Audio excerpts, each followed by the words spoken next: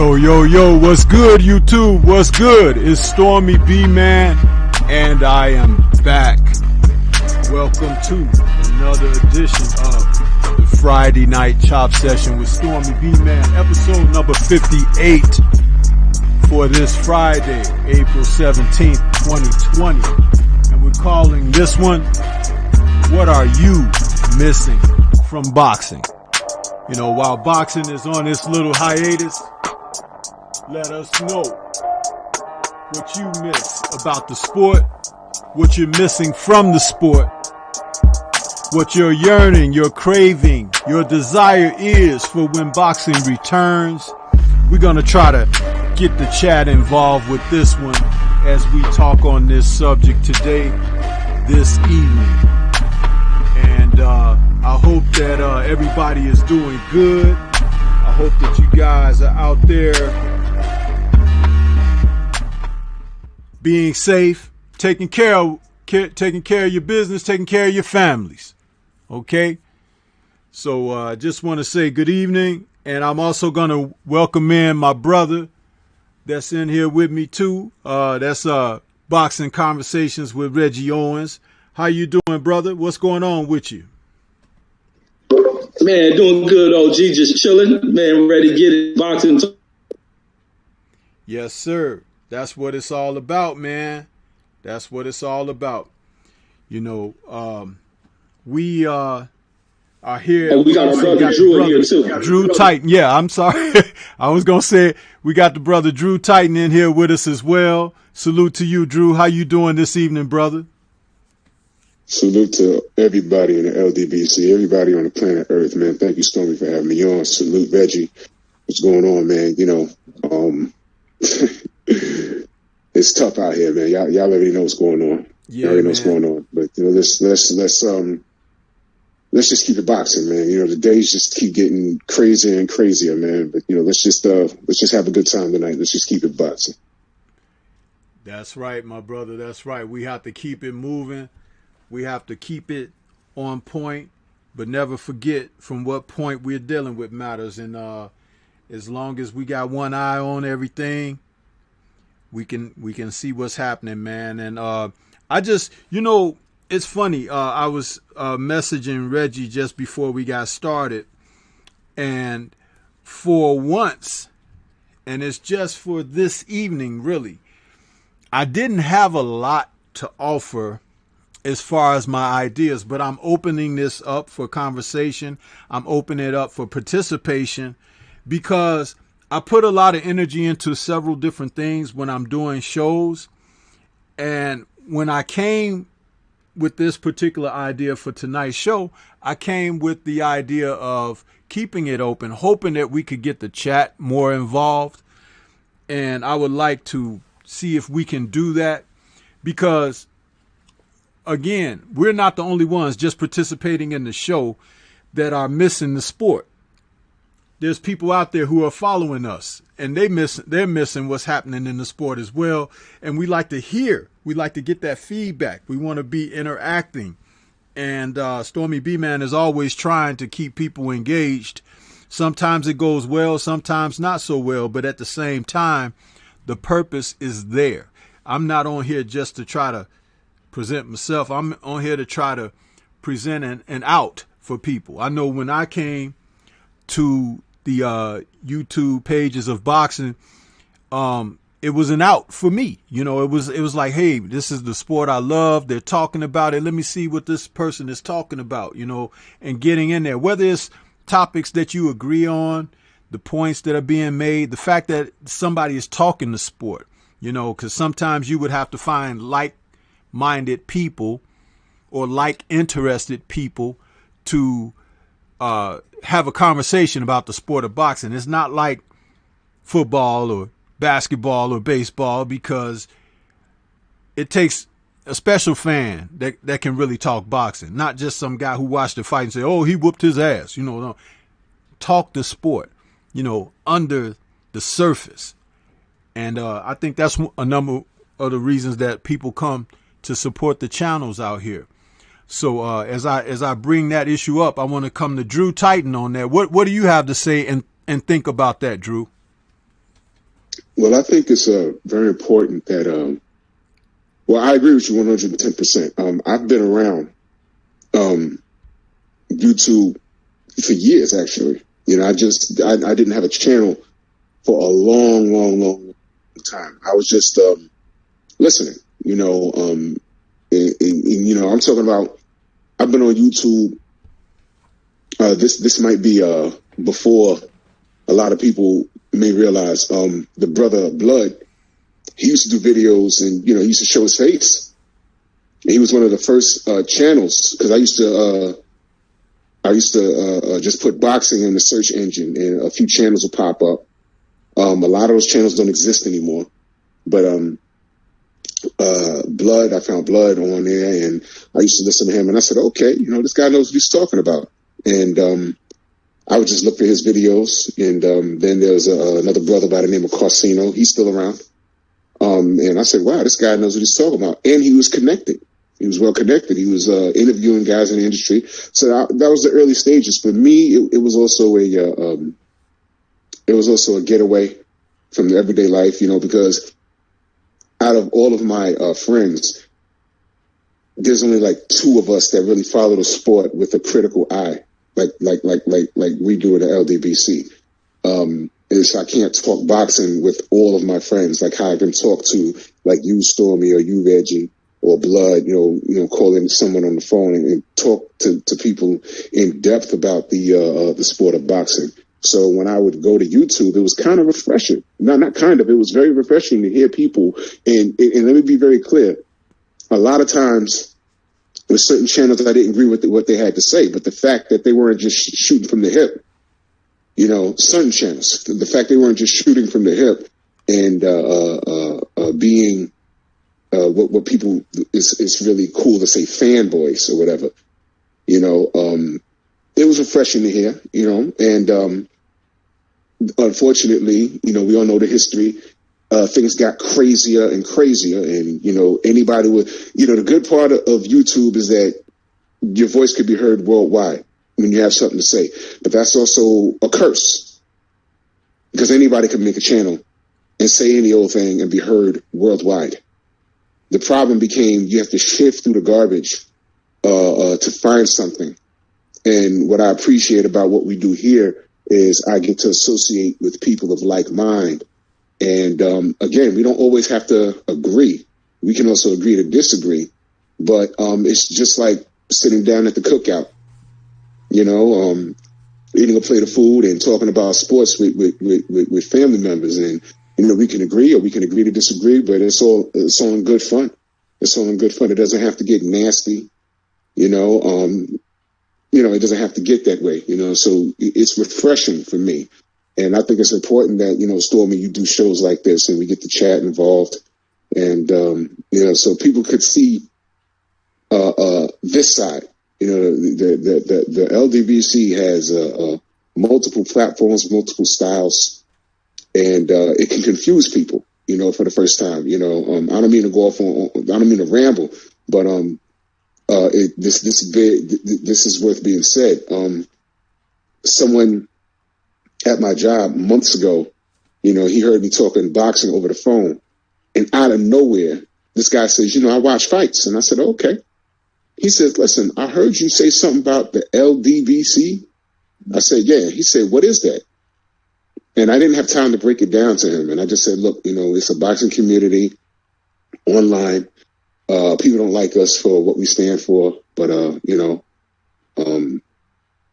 I'll talk to you later about it. So 2 days later, he says, man, from what I heard, you know, it basically it's a racist black group, a boxing racist black group. I said, what the fuck? And this is a white guy on my job telling me this. And he said, what? He said, I said, fam, no. And I literally sat down and gave him the whole backstory. It took me about 20 minutes. Because let me be clear when I say this.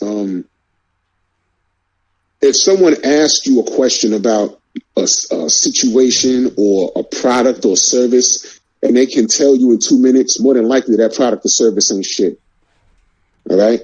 So I told him, I said, look, I don't have time to explain to you right now because after getting the depth of why and how we exist and what happened. Right? So he did his own research. You know, he just put it in the Google engine and all the negative came up. Right? But where he was lucky is he was dealing with someone like myself who's directly affiliated. And I was there from the beginning. Like I said, I was always in the background. I just didn't activate my channel. You know what I'm saying? I was there for everything. Everything that you hear 78 talk about, that you hear Blood talk about, that you hear Black talk about, I was there for all of it. I was just, I just kept the comments to a minimum, because when it was the YTBC, I couldn't even make a comment without getting called out of my name. And here's the funny part. I didn't have my picture on my avatar. So I'm like, wow, why are they calling me a nigger? And I don't even have my picture. How do they know that? How do they know my ethnicity? What's going on here? And it got crazy. So basically we packed our shit, we left, and we're dealing with a Rosewood situation. We left, we're doing our own thing, and they come over here fucking with us.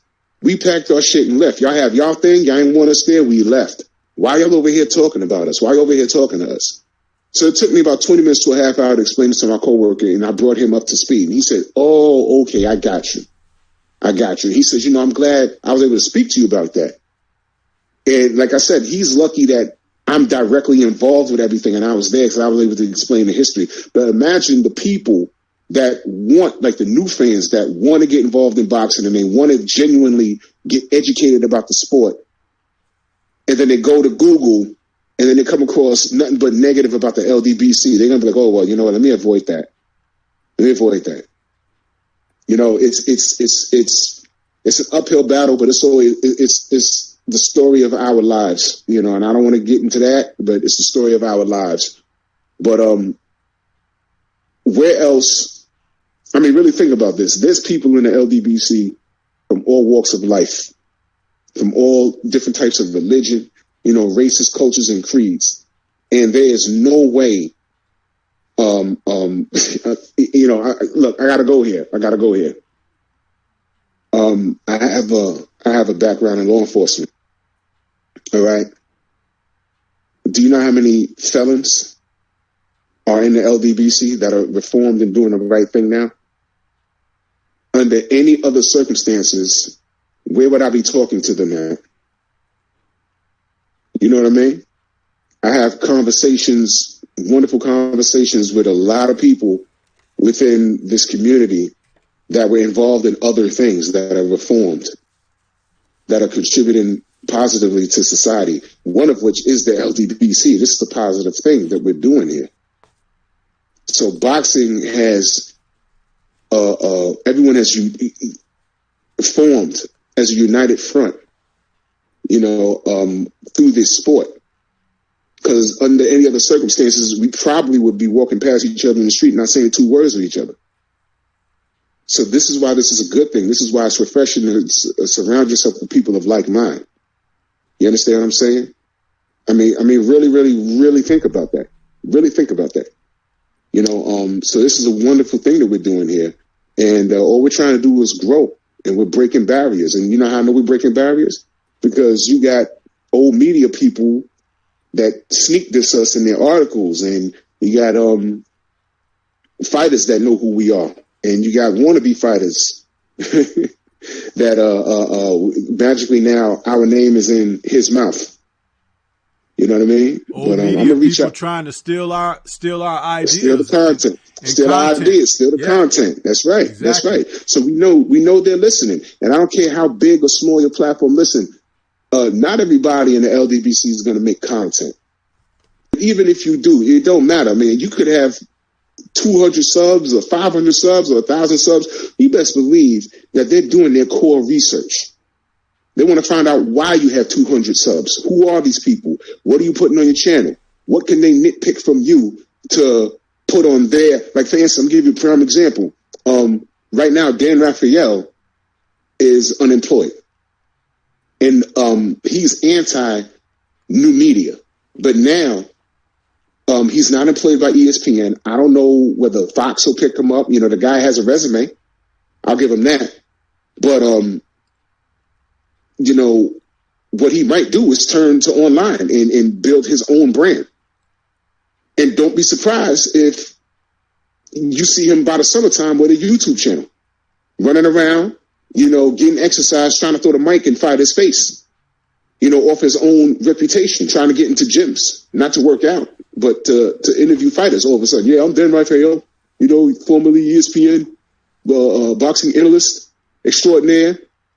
He'll jump up on a YouTube channel and, you know, try and get 1,000 subs, you know, try and do lives when we do lives and, you know, collect super chats or whatever, because now survival of the fittest. But what he's doing right now, don't be surprised if he's doing research on why a brother like 78 talking the way he talks, looking the way he looks, can generate revenue, some kind of revenue online. Guys like Black Fight Fan, guys like Fanon, guys, you know what I'm saying, guys like KQKC, you know, looking at the product and saying, yo, this ain't conventional. These guys wouldn't survive 2 seconds or in front of a teleprompter. Yeah, so why are they successful and you're out of a job now? See, we work smarter, not harder. So where he ripped old media, where he ripped new media, now he has to be obedient to it. Because now he has to figure out how it works so he can make it work for himself. Teddy Atlas has a YouTube channel, does he not? Joe Rogan has a YouTube channel, does he not? Okay, so these are the things that he has to fall back on. So in order for him to understand how it works, he has to figure out a winning formula. The LDBC is winning. Love us or hate us, we're here. We're not going nowhere. We're not going nowhere. And like I said, if you have 200 subs to a little over 500 subs like myself, 1,000 subs, keep doing what you're doing. Find your niche. Find your niche. You'll grow. Stay loyal to the soil. Be who you are and grow. Because people hate us for that. They hate us for our unity. They hate us to see us congregating and talking. You know, real quick, Sunday, you know, I'm talking with Angel Manfredi, me and Trick Nolte, shout out to Trick Nolte, and I get the same troll every week when I do the show. Now, you know, I like trolls because when you get trolls, that means you've made it. That means you're doing something to piss somebody off that they want to try and disrupt what you're doing. It's the same person. Look, I want more. I want more. I want more views. I want that person talking about, yo, look at this guy talking about health, you know, interviewing old fighters and old managers and old promoters. Look at this guy. Who does he think he is? I can't stand this guy. For what? I didn't do anything to anybody. Well, that's great. But send all the negativity to my way. Time reveals all truth. I want more trolls. That's fine. That's absolutely fine. I found my niche, you know, stood for truth. Because a lot of the brothers have direct contact with these fighters. We don't have to wait for ESPN to put out an article that's half-assed. We don't need that no more. You know what I'm saying? 78 has a direct line to the champ. Fred from Barbershop Conversations has a direct line to the champ. So honestly, if I want to find out something, if they want to talk about it, if it's for them to talk about, I could just call them on the phone like, yo, such and such, such and such. And be like, yeah, okay. And they'll tell me, okay, yeah, look, you know, I'm not gonna say that now, but I know about it. I'm going to talk about it on a stream. Bet. I ain't got to wait for ESPN. Because when you wait for ESPN, they tell you stupid shit like he said the suit was too heavy. That's why he lost. You dig what I'm saying? That's why we're here. That's why we are here. I'm dealing with trolls, you know, at my job. Oh, yeah, yo, your man lost. Okay. Yeah, yo, why he said that the suit was too heavy? Why is he making excuses? He didn't say that. How do you know? Because he didn't say that. Was you there? No, but I know a couple of brothers that speak to him directly. They spoke to him directly after the fight. Now what? Oh, you lying. Okay. Okay. Let me send you a link. Let me text you a link. See this brother? I know him. I speak to him habitually. These are several interviews that he's done with the champ. So I know more than you think.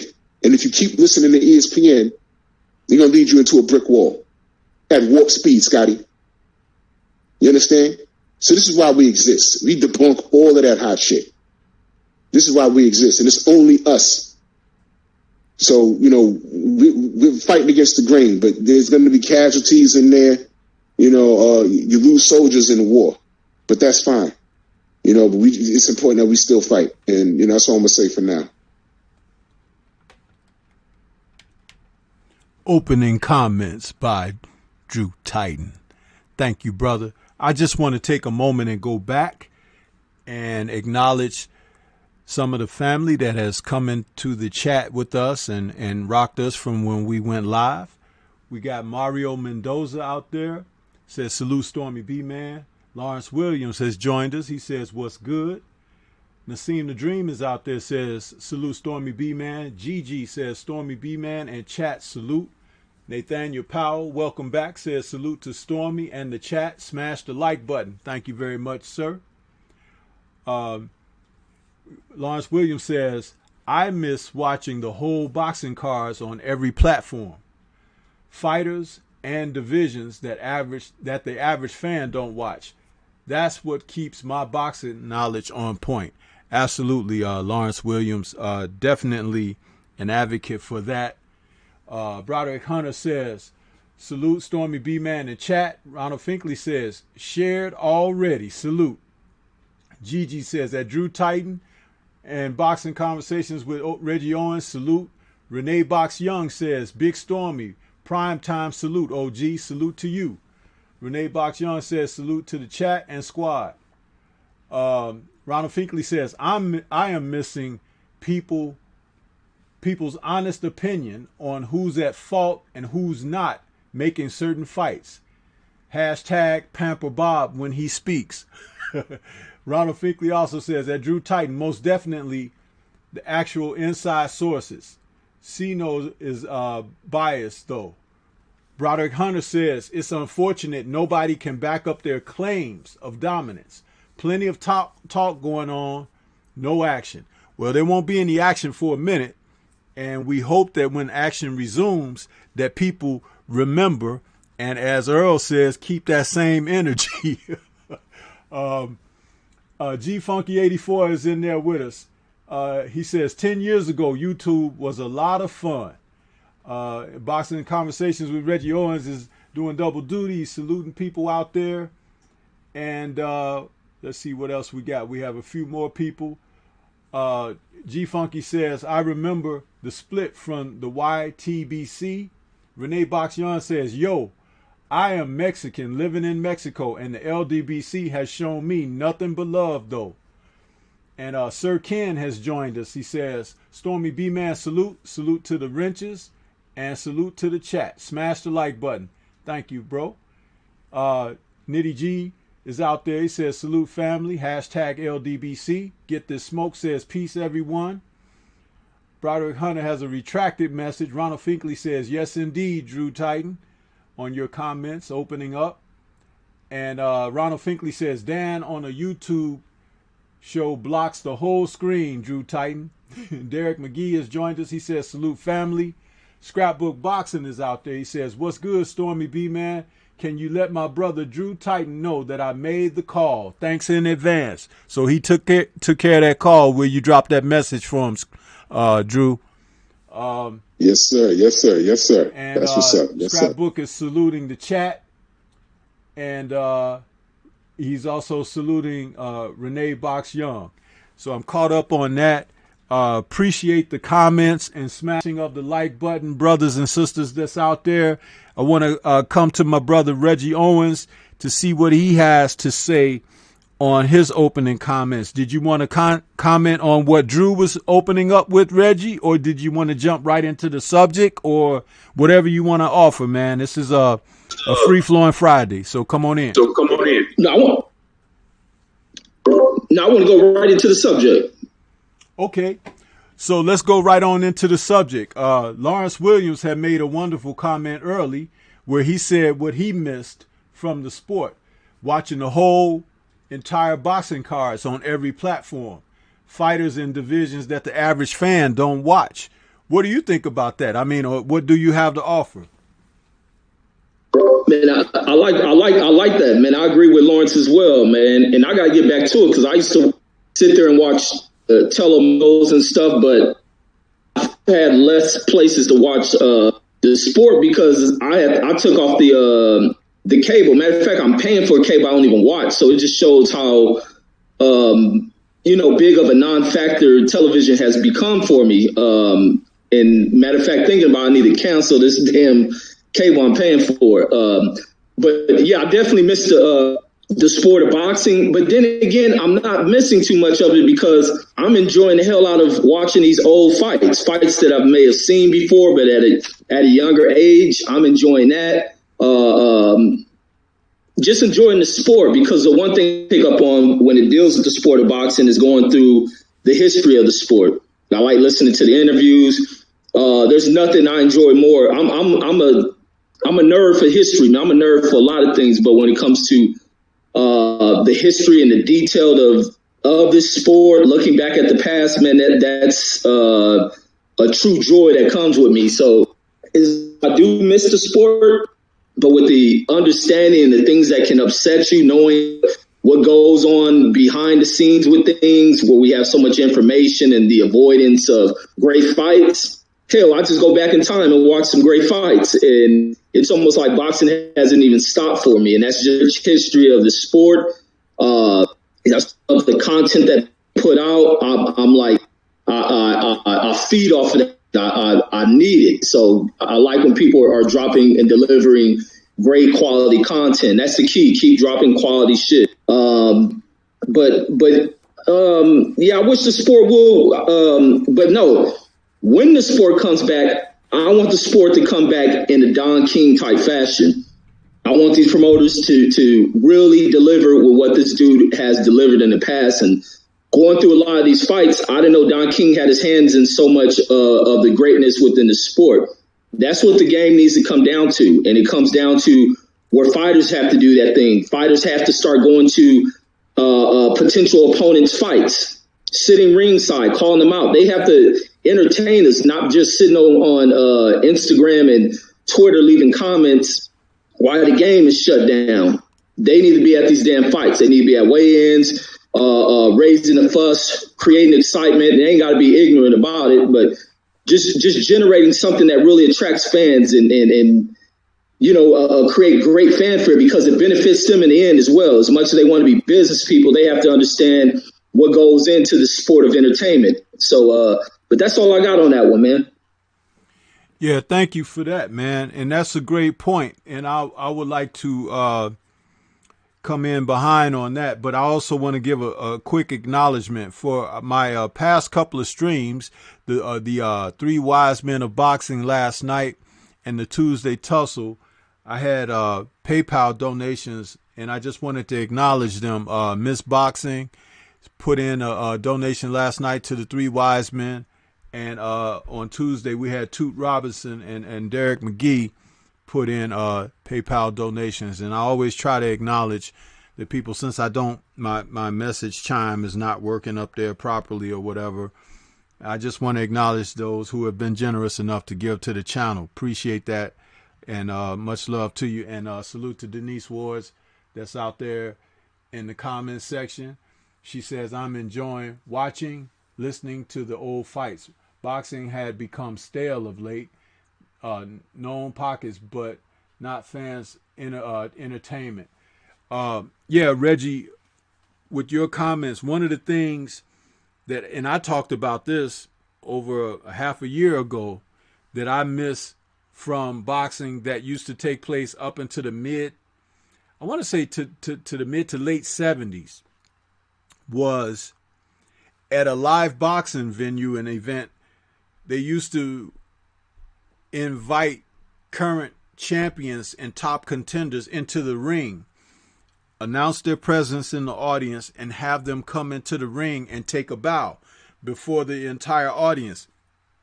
And what that did was it allowed the cameras, television audience, and live viewing audience to lay eyes on who was who in boxing presently. it was a form of respect. They did it before a major main event and sometimes a co-main event.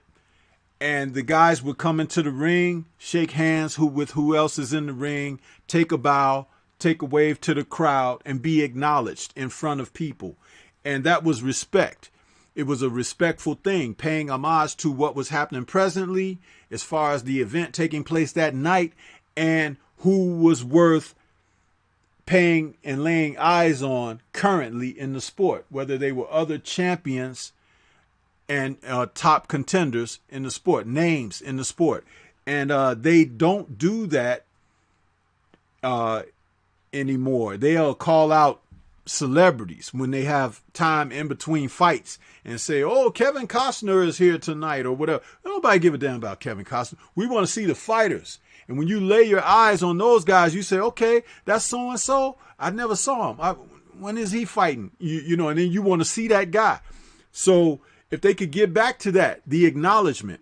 Remember, these promoters have put themselves so far out in front of other people that it pushes the fighters to the side. And remember, the boxing is about the fighters. That's one of the things that I would like to see them get back to. I could remember like when George Foreman was fighting Joe Frazier, they would call Ali and Ken Norton and, you know, Bob Foster. Those guys get called up into the ring.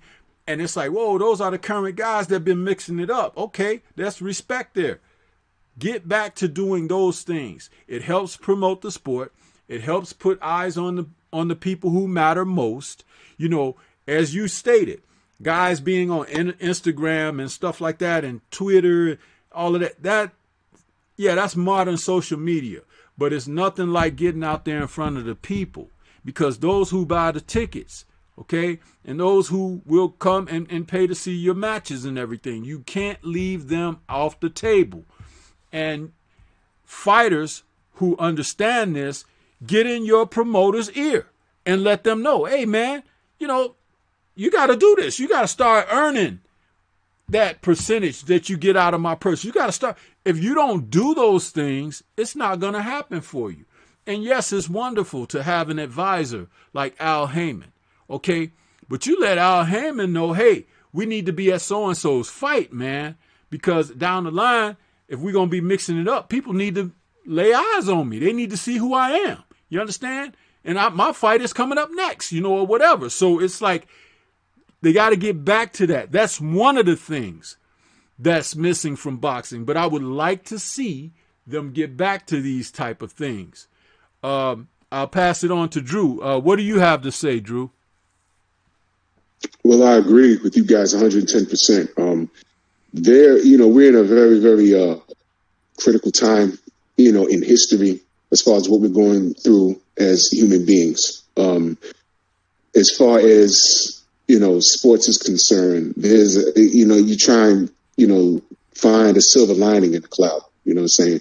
So I believe if I want to, you know, take these lemons and make lemonade, this is another prime example as to why we as fans shouldn't be left in the cold to wait to see what we want to see. You know, we haven't heard anything crazy yet. Well, here's what's crazy.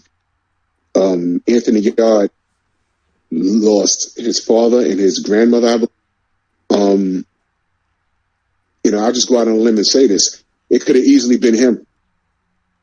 You understand? It could have easily been him. Now, let me up the ante. You know, and I'm not wishing this on nobody, because this is a serious thing we're dealing with in the world.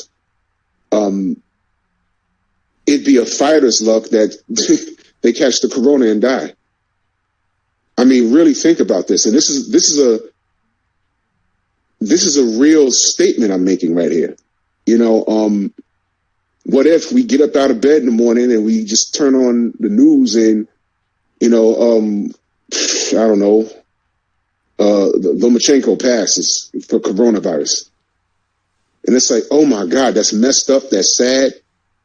And, you know, not to sound, you know, like greedy or insensitive, but now we got to look back and say, well, shit, maybe he should have took the goddamn Devin Haney fight.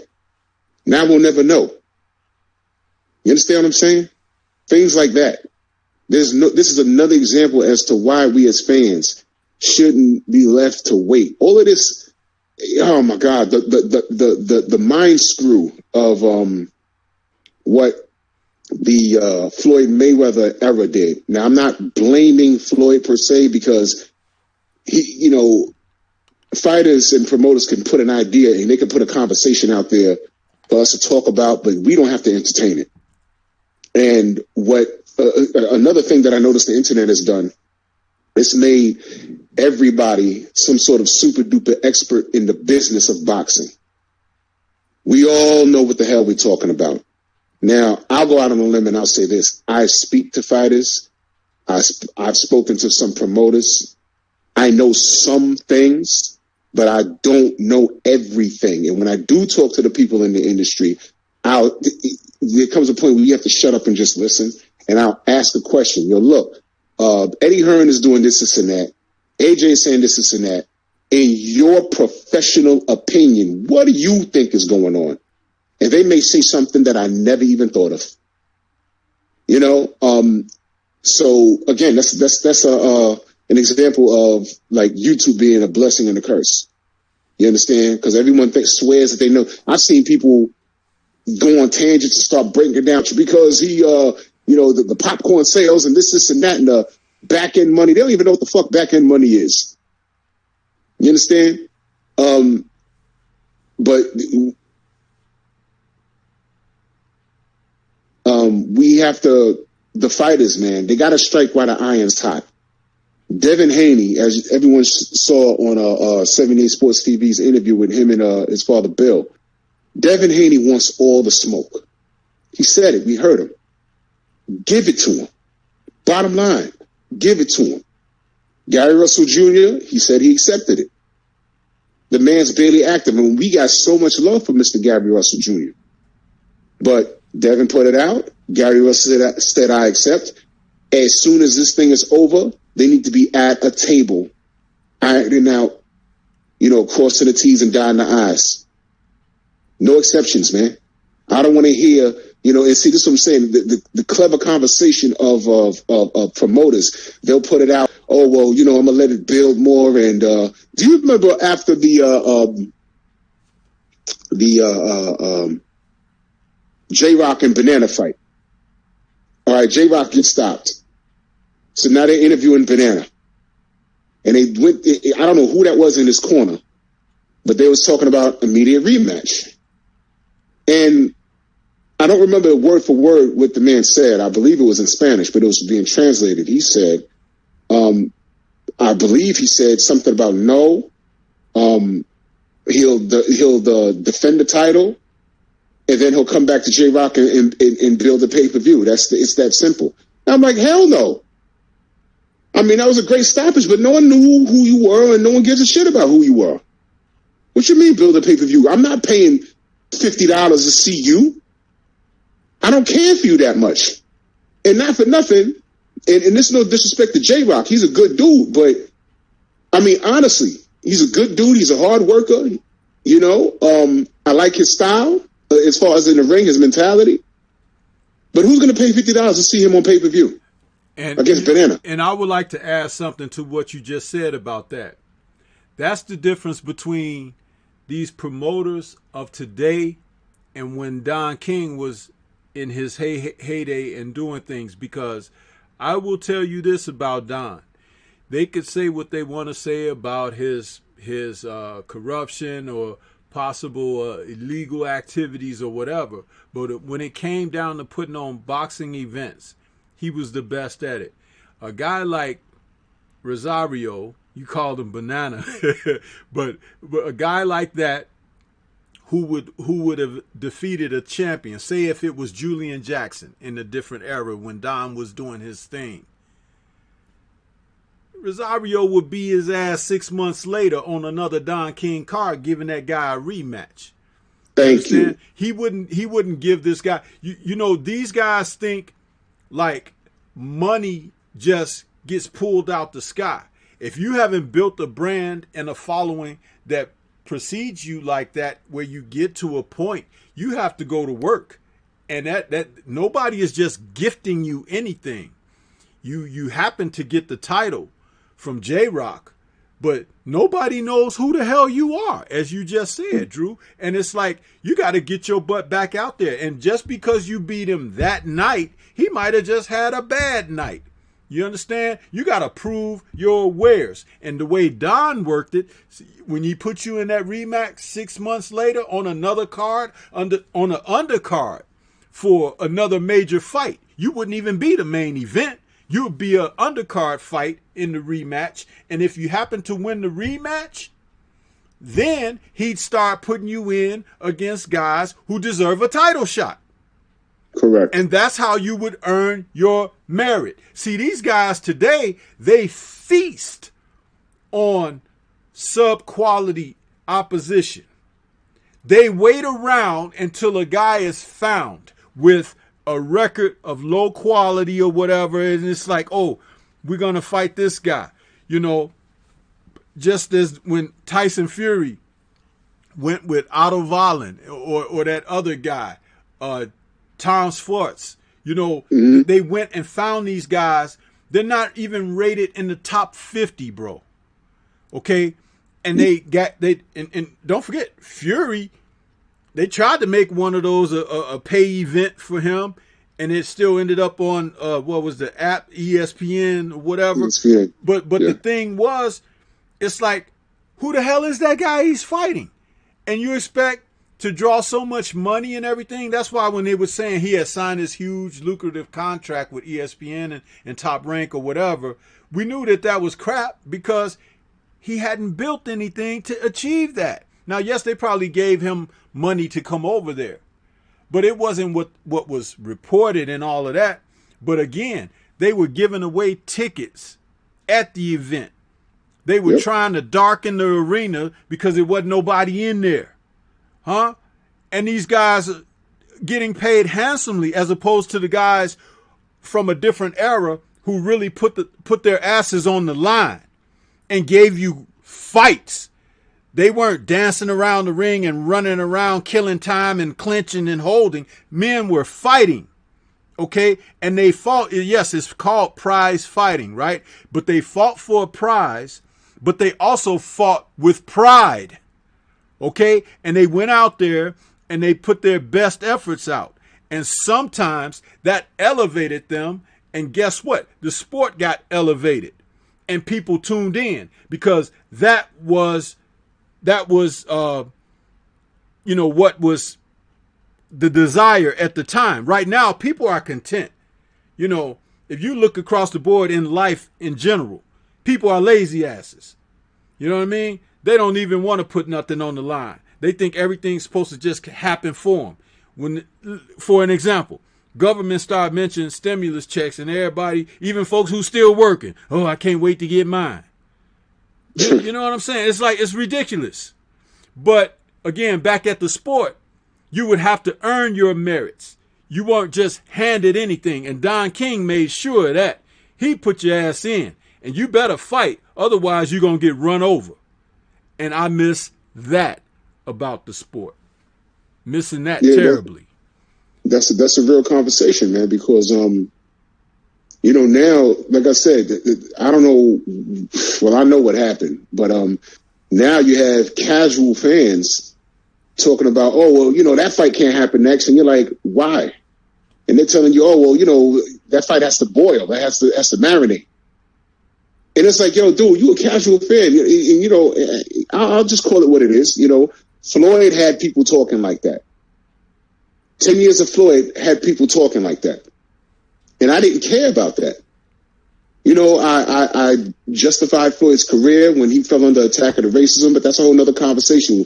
What I'm saying is stop using me as a fan. Stop doing that, man.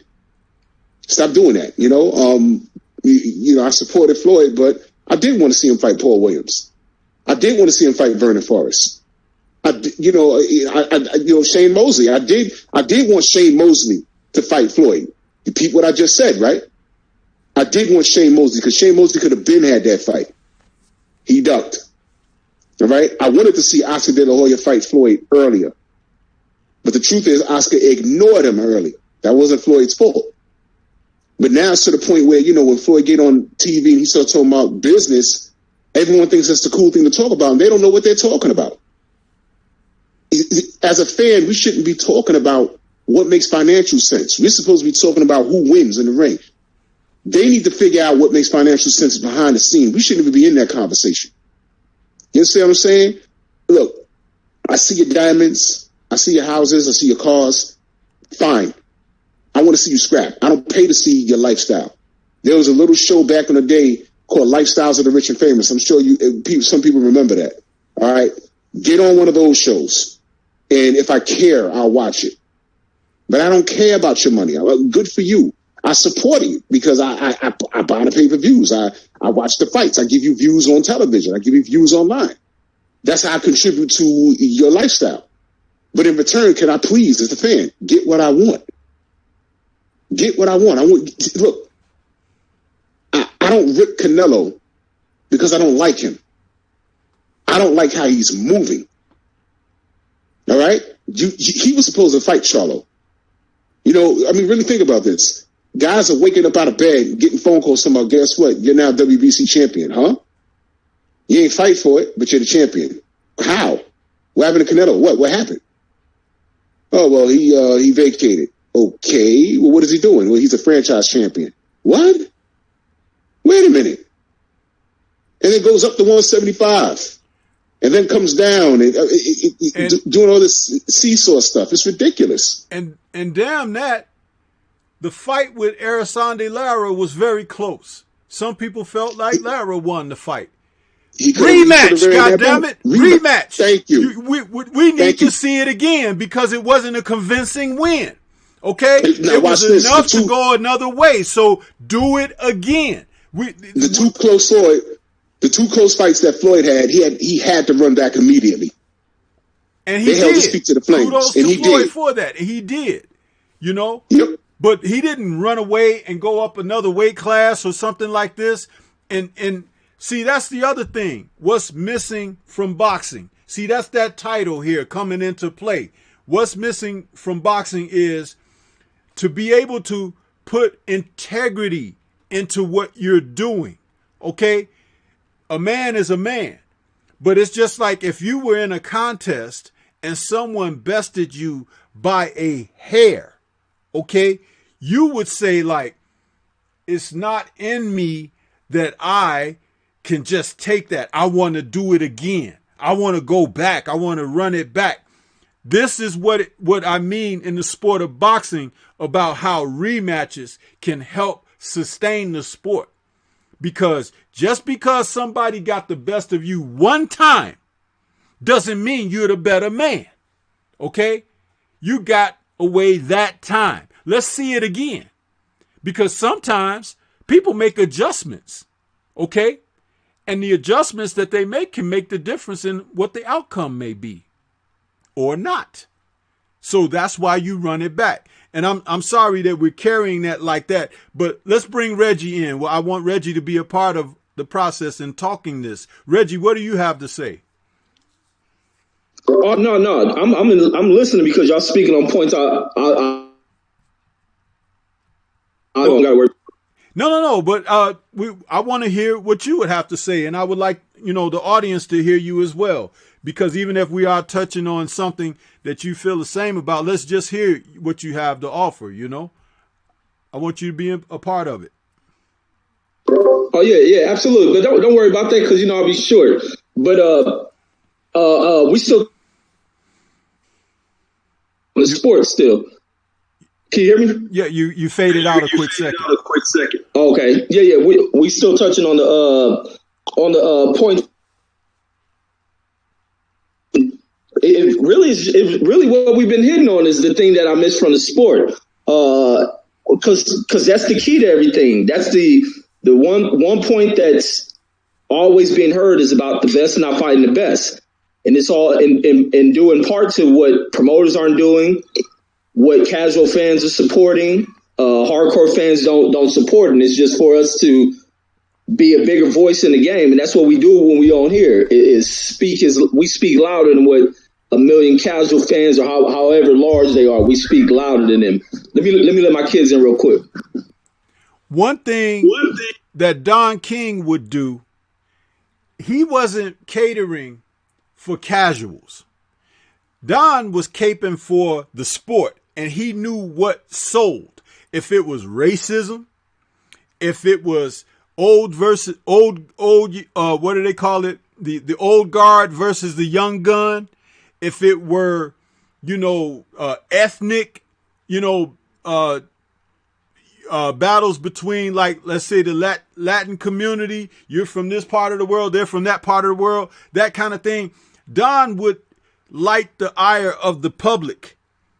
And yeah, on the surface, you could say, oh man, that's racist or that's this or that. But you can't say that people didn't want to see that, because that's what people's allegiances, that's where their loyalties are.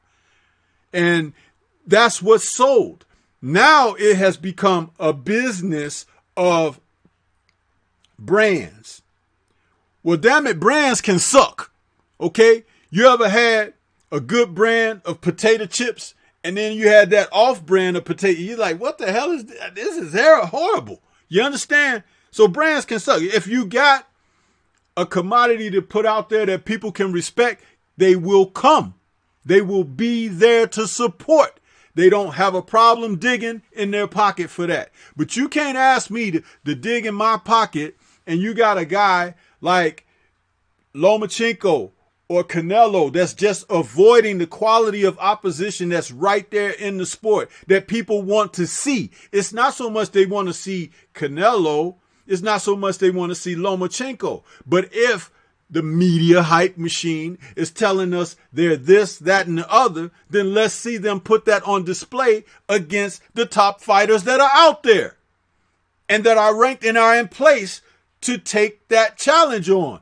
If you avoid that, I cannot believe you honestly and sincerely with what you're trying to tell me about him, because he's avoiding it. Come on in, Drew. You're absolutely right. You're absolutely right. And I spoke with fighters that actually fought under Don King. Nate Campbell, Reggie Johnson, Randall Bailey. And they said exactly what you said. Don King gets a bad rap because of the color of his skin. But he's not doing anything any different that Bob Arum has been doing for years, that Lou DeBell has been doing for years. You understand what I'm saying? And they say, business-wise, they were satisfied.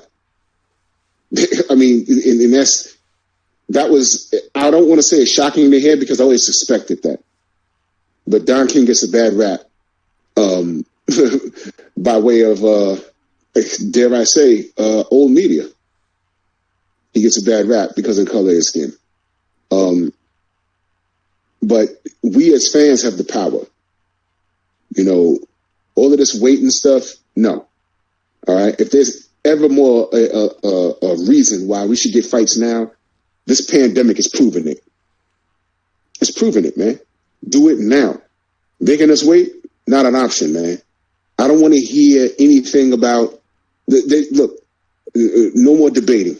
All right. Canelo, his next fight back needs to be against someone of note. All right. It needs to be someone that we actually care about. All right. I don't care. 160 is wide open for him. 168 he can make. He already made 175. All right. He has all these options. I don't want to see him fighting a Liam Callum clone from the UK. Cut it out. I don't want to hear it. I don't want to hear it. Get these fights on now, okay? Wilder Fury 3 is going to happen. All this step-aside nonsense that Eddie Hearn is talking. Look, man, stop playing games. Stop playing games with us. Stop playing games with the fans, all right? Because, I got so many examples, okay? We were just about to get, if you remember this, Stormy, Reggie, if you remember this, we were, what was signed? Paul Williams versus Canelo was signed. And then he had the motorcycle accident. Do you remember that? Yeah. That fight was signed. That fight was about to happen. It was signed. It was happening. And then he illed out on his fucking bike. And I remember that being so frustrating for Canelo because at that time, prior to Floyd, he really couldn't get a legitimate like fight to put him over. You know, he needed another name. He needed to showcase his skills. And he had Paul Williams, and he illed out on his bike. And it was so unfortunate, you know. But that's an example. And I'm like, man, you know, you can't predict these things. So as fans, we shouldn't be justifying fights not happening due to somebody's pockets. At the end of the day, these guys are multimillionaires, and they make millions of dollars. And they got money in the bank that more than likely we won't see because we're average people. You understand? So when it says, yo, how about this guy fight this guy? Look, they're in the same division. There's no reason why it can't happen now. If one guy has a belt and the other guy is ranked number one, or he's next in line, but this fool with the belt is flirting with going down in weight or going up in weight, or just saying, yo, let's just see. Let's just see. See what, my man? I'm in this for the game. I'm in this for the game, man. And I'm tired of having conversations about fights that can happen. What if conversations are fun to me because it's fantasy? What if Sugar Ray Robinson fought Marvin Hagler? What if Mike Tyson fought Joe Frazier? I like having, because those are just fun conversations, because those fights will never happen. Those are just fun topics to have. But I shouldn't be talking about, none of us should be talking about, what if Tank fought Leo Santa Cruz? No, ain't no what if. That fight can happen. Exactly. Stop playing with us, man. Stop playing. Reason for it to be present day what if with these guys who are active, alive, and thriving presently, and the matches are not taking place. You know, don't let us not forget this. Not only Lara, but, you know, shout out to Sister Denise Ward. She says, when this pandemic is over, the boxers need to get with the program and fight each other. Stop wasting time. Time waits for no one. You're absolutely right, sister, when you say that, because when you have guys like Canelo, let's just remember, a couple of years ago, he was still at that catch weight of 155, right? Well, there was a time when both Charlos were at that weight, right? Around that time he fought Lara and everything, and those guys were all out of the same gym for a little while. So here it is. He moved totally away from those guys because they were young, his peer group, and eventually somebody got to step up to the plate and start a separation. So the bigger Charlo moved up, but you still had these other guys who were dangerous at the weight. The Tony Harrisons and everything. How about Harrison against Canelo? That's a good fight. Harrison can box. And he's got a hell of a right hand.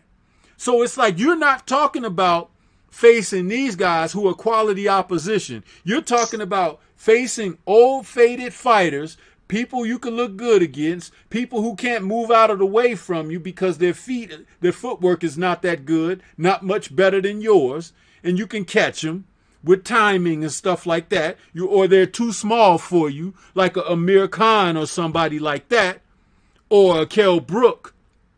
But you don't want to face these guys who could really give legacy to you. Man, you're an insult to the sport. And you're an insult to those men who came before you, the Roberto Durans, the JMJs, the Eric Moraleses and the Marco Antonio Barreras. Those guys fought killers. Killers. Sure did. And they fought them more than once sometimes. And fought each other several times. I mean, what the hell? And you want to call yourself the face of boxing. How can you be the face of boxing and you don't want to face nobody? Sit the hell down. By today's standards, just to add on to what you're saying, by today's standards, Julian Jackson does not fight Gerald McClellan. And we never know who wins that fight. By today's standards. If they were fighting today on they'd be on 2 different networks, and they'd be posturing, and we'd be on here fussing like who wins between Spence and Crawford. That's what it would be by today's standards. And for those of you that go back that far, Julian Jackson was knocking over trees, man. He was knocking over trees. He was a knockout artist. And that fight with Gerald McCullen before his accident in the ring, he didn't have quite the same reputation as Julian Jackson. In fact, if I remember correctly, I could be wrong. Jackson was favored in that fight. But for those of you that don't know, go look because the fight's on YouTube. Go look and see what happened. Yeah, but it's a fight He was only favored for his accomplishments and the fact that he was known for fighting on Don's cards, Julian. Correct. But Correct. The consensus of the real boxing community knew that Gerald was the man coming up and he was the future. So that's how he went into that fight. But they didn't know he was going to do to Julian what he did to him, though. That's the thing. And guess what he did? He ran it back. Yep. Oh, you think I can't do this again? He ran it back. That's and right. Julian took it back. Julian took the rematch. Julian didn't have to take that rematch because he was so devastated the first time. That's right. So he was a man for getting in there and putting it on the line and saying, you know what? Well, I'm still a champion fighter. I'm going to go in here. And he got knocked out again. 2 times. In one round. Yes, sir. Round. And let me tell everyone that don't know in the chat, Julian Jackson was a murderer. They did not expect that to happen on the level in which it did. He was a murderer. He was a murderer with that flat top and blockhead. He was a murderer. And I'll take it somewhere else. Marvin Hagler was at a point in his career where he didn't really have to fight John Mugabe. He could have easily weaseled his way out of that fight and waited for Sugar Ray Leonard. He didn't have to take that fight because Hagler was old on his way out, and Mugabe was hammering people, and they're saying this is a younger version of Hagler, and he's the future. And they said that John was a boogeyman, and Hagler said, "Hold my beer." Yep, hold my beer. And I forget which round it was, but they separated the men from the boys in that fight.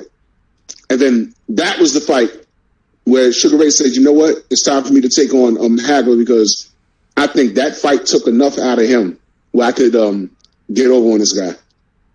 In hindsight 2020, I guess it worked out.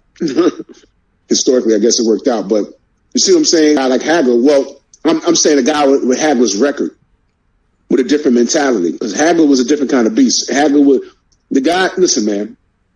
The guys in the early 90s, 80s, 70s, they wanted all the smoke. This is what they did for a living.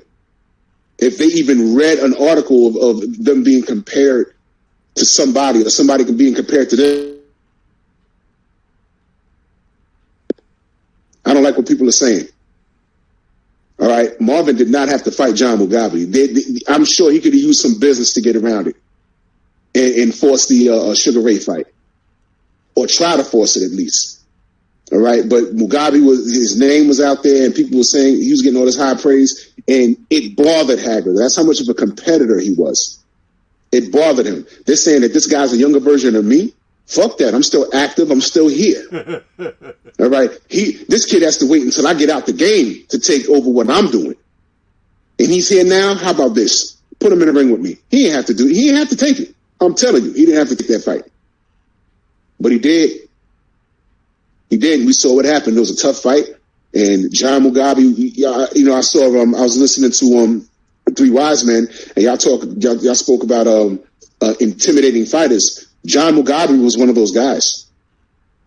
He was a very intimidating guy, man. Go look up a highlight reel of him, man. That guy was a murderer. He was one of those intimidating guys until he ran into Marvin Hagler. And you saw late in the fight the difference between a grown man and basically a teenager. You know, you can have a big teenager. He could be 6'4", 250 pounds, and athletic. But then you put that 15-year-old, the kid could be 15 years old with all that size and mass. You put him in a boxing ring with a guy with the same measurements, but he's 30 years old. You know what I'm saying? He has his man strength now. And he's been in the ring and he's seen more things. So around the 4th or 5th round, that young kid with all the athleticism, with all the youth, he starts to fade because he's starting to see things and feel things he never felt before. That's the difference between a man and a child. And what you saw with John the Beast Mugabe versus Marvelous Marvin Hagler, that's what you saw.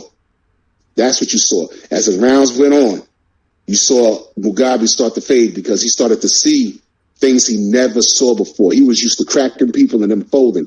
He's cracking Marvin. He hit Marvin with everything but a steel pipe, and he was still there. And then as the fight went on, you just saw Marvin saying, yeah, okay, young fella, let me show you something. Let me show you this. Let me show you this. All right, the rumors are true. I'm really a righty, but I fight southpaw on purpose. You know what I'm saying? Shit like that. And I'll tell you something.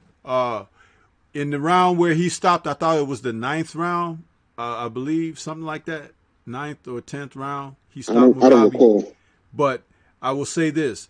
There's a wonderful camera angle shot of the referee standing over Mugabe, he's on the floor sitting on his back, but he got his arm on the rope, and the ref is counting over him, and you could see Hagler over in the across the ring at the neutral corner, and Hagler's like waving at him like, come on, get up, and Mugabe takes the count on the seat of his ass, and Hagler walks away to his own corner, and he's waving his hand like, oh man, you know.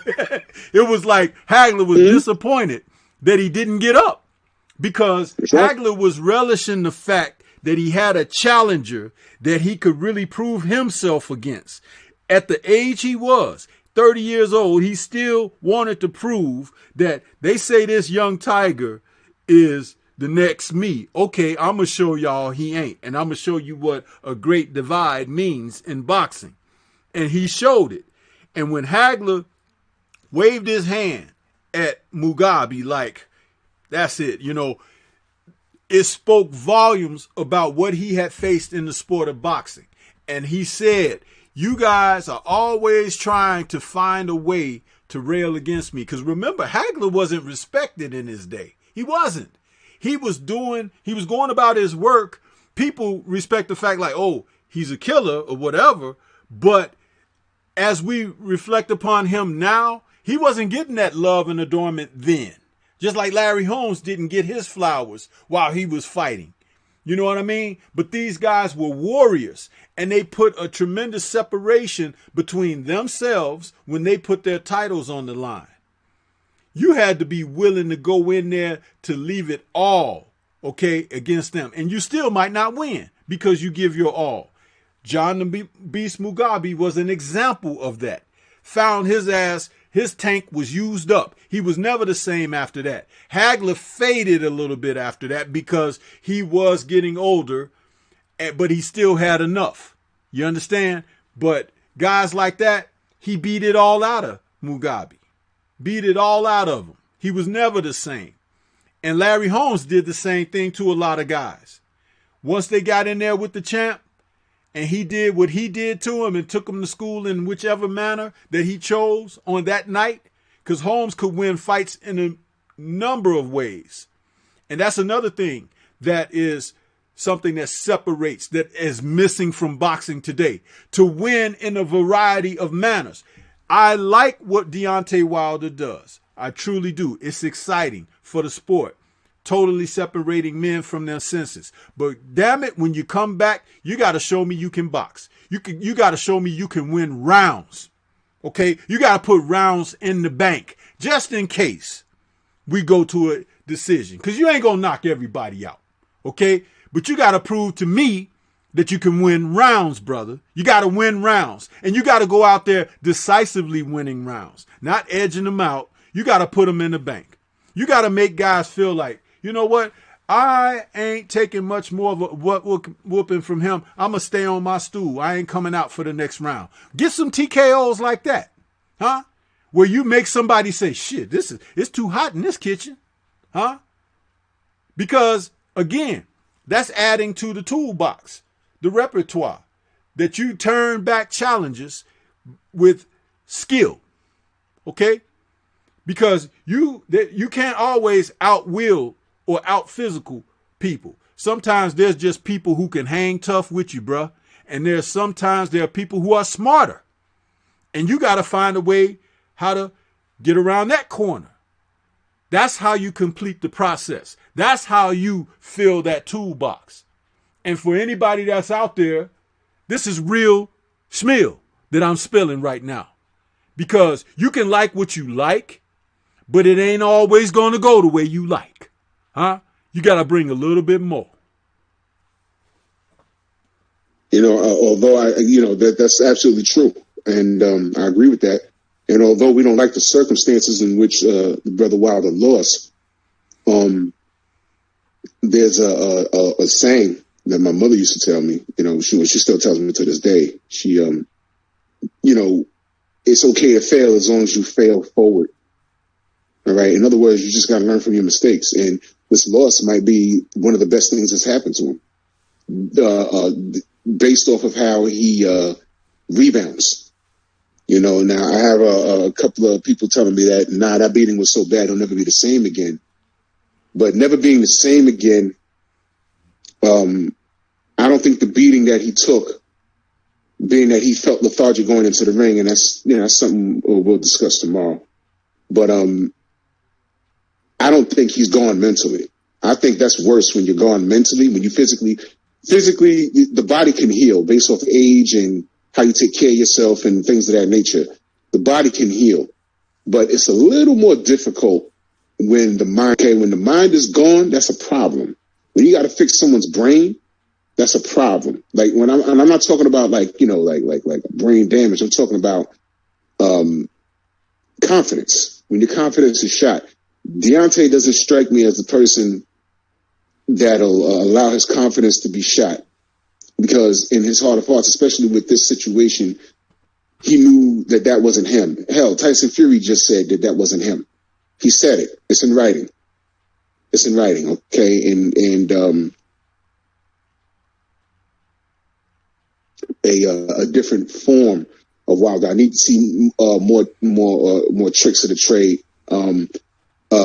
I will commend him because from what we were seeing when he first started his career, all the way up to what we see now, he has improved. But now he has to go to another level now. Now he has to go to another level. Okay, he has the size. I'd love to see him work that jab like a piston. His timing has improved. Thank goodness that his timing has improved because that's what got Ortiz out of there. More clean. That right hand, he was obviously losing the fight, but, just losing rounds because Ortiz is just a brilliant boxer at heavyweight. And I love King Kong Ortiz, man. To me, King Kong is fighting in the wrong era. He'd be fighting in the right era if Deontay Wilder wasn't around. But he's fighting in the wrong era because King Kong Ortiz reminds me of the 80s and 90s, early 90s heavyweights, man. He needs to be in that era. He has the size. He's light on his feet. Big dude, big puncher, high boxing IQ. The thing is,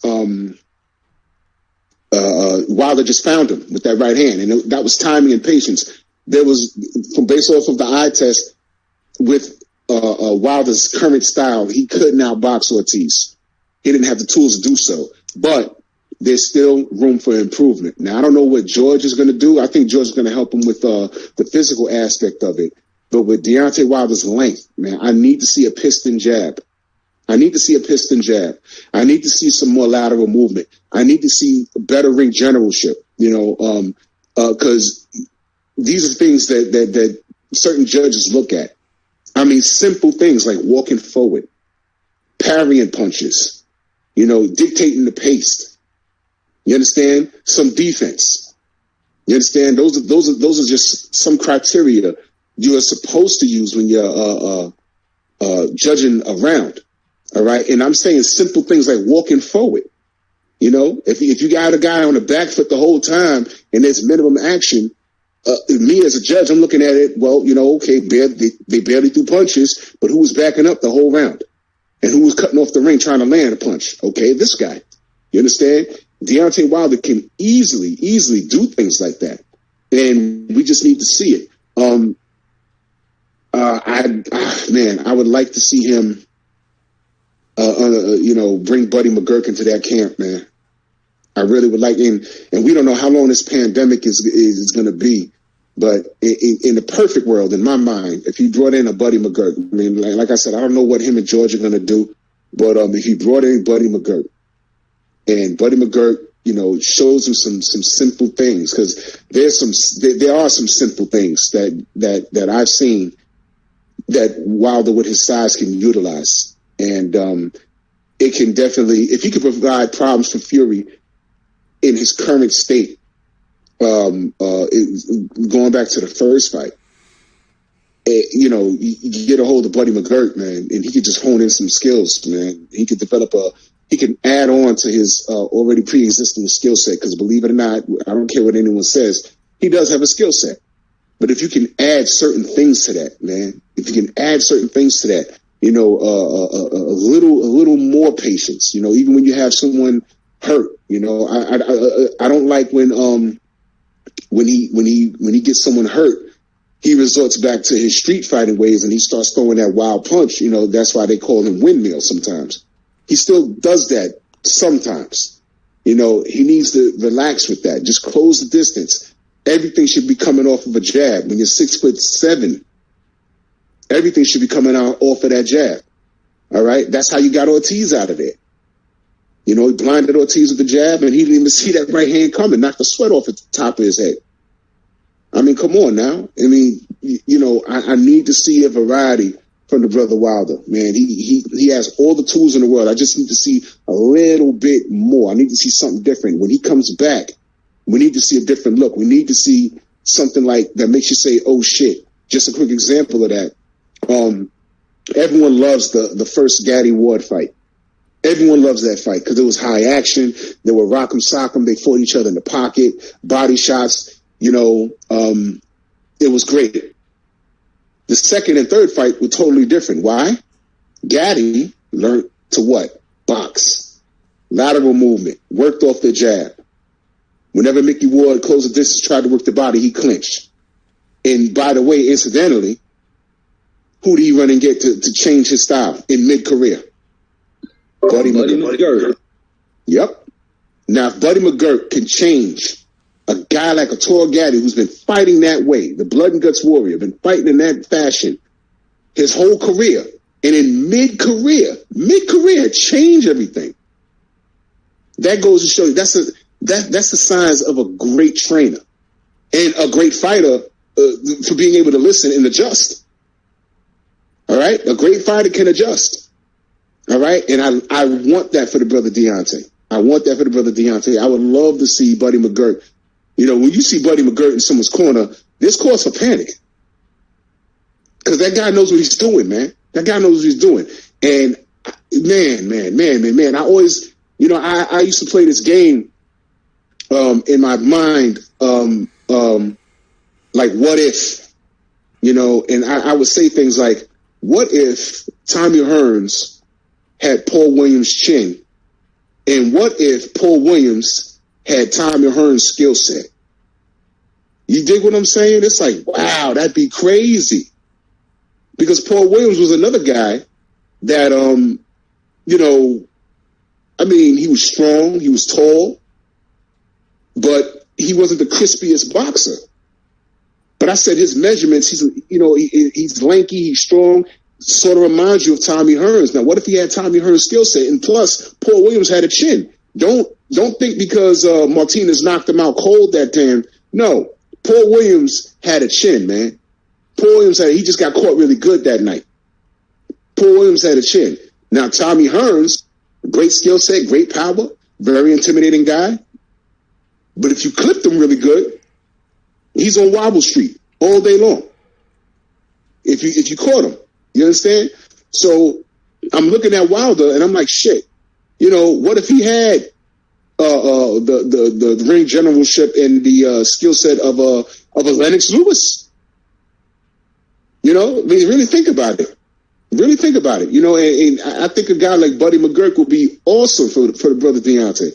It'd be awesome, man, because I think he could fine tune what he has, and in that third fight, you'll see him doing things that you never thought he would do, and that's a recipe for disaster for anybody.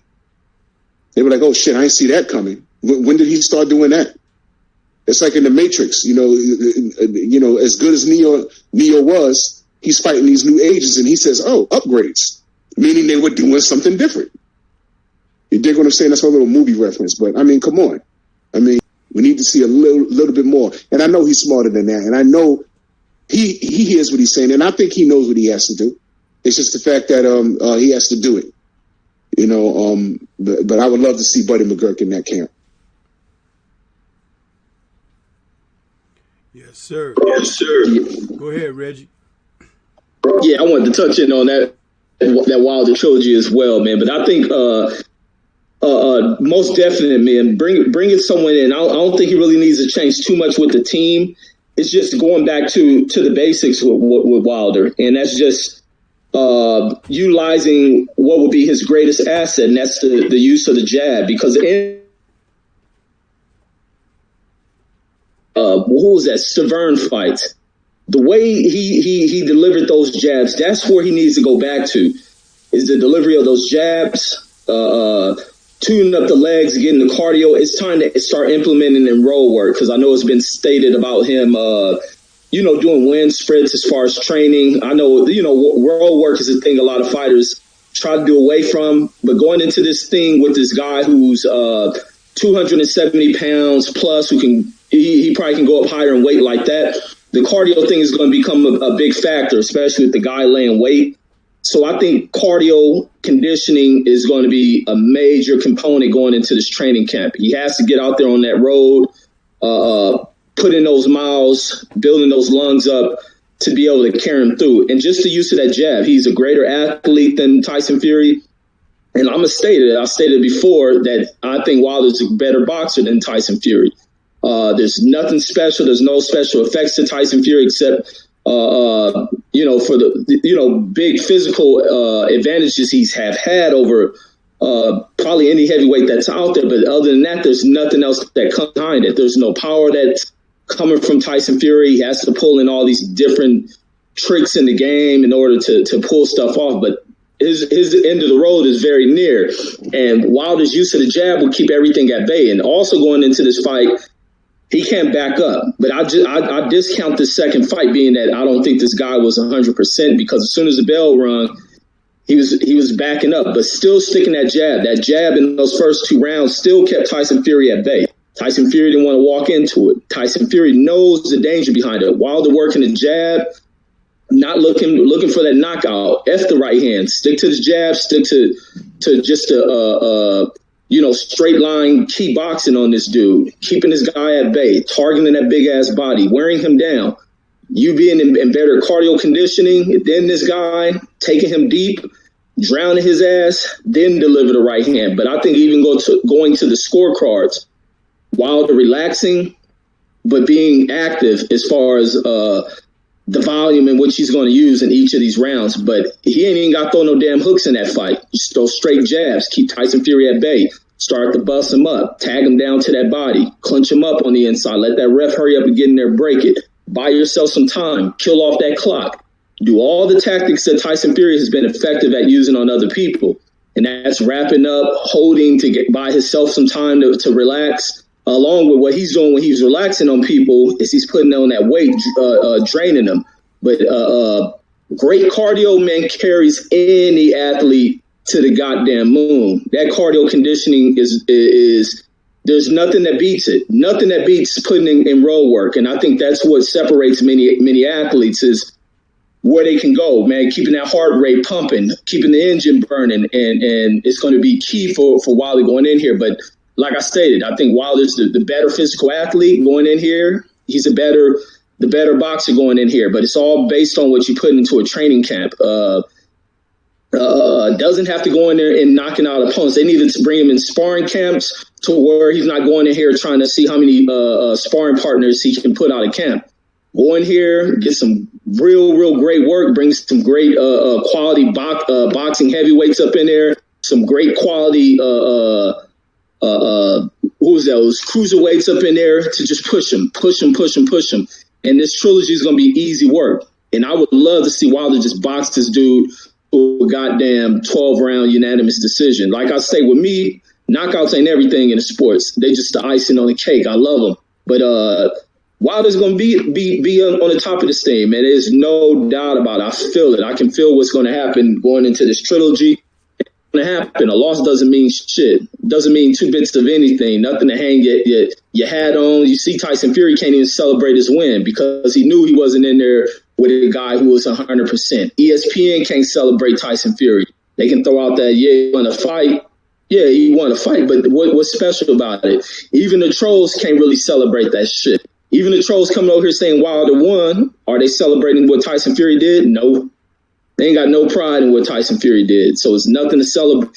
It's almost coming off that second fight. So I just hope he puts in that work, and whoever he brings in the camp, they're going to be the people that push at him. And also in that corner, man, the corner work is everything. He needs someone who's going to cuss his ass the fuck out. When he ain't putting them hands up, getting his shit. When he ain't moving, getting his shit. When he's throwing the wild shots, which I think his wild shots come when he's on the inside, he has an opponent wounded.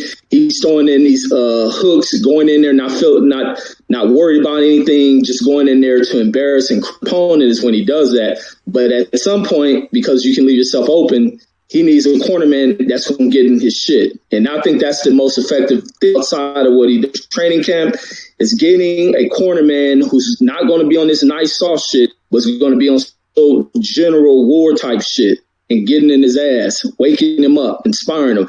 But Wilder didn't have an easy cruise to get, so it was no need for that.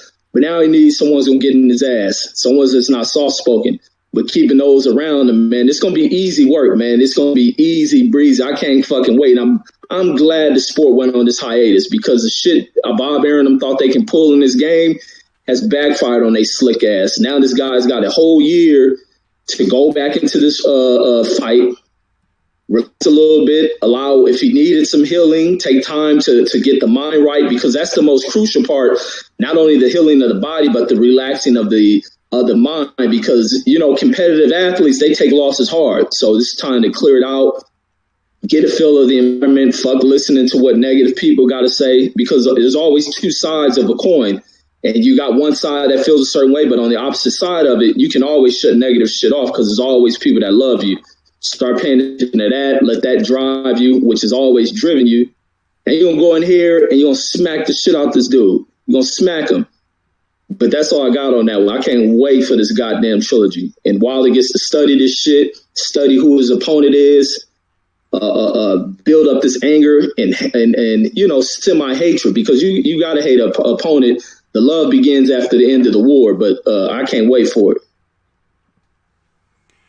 Yeah, I got a question for both of my brothers on the panel, Reggie and Drew. You guys can go 1 and 2 to answer this question. When you're facing a Mike Tyson or a George Foreman or a Joe Frazier, even Rocky Marciano, if you were to press them, what would happen? If your strategy was to take the fight to them and press them, what would happen against those legendary fighters? Reggie, since you just spoke, I'll let you come right back and answer that for me.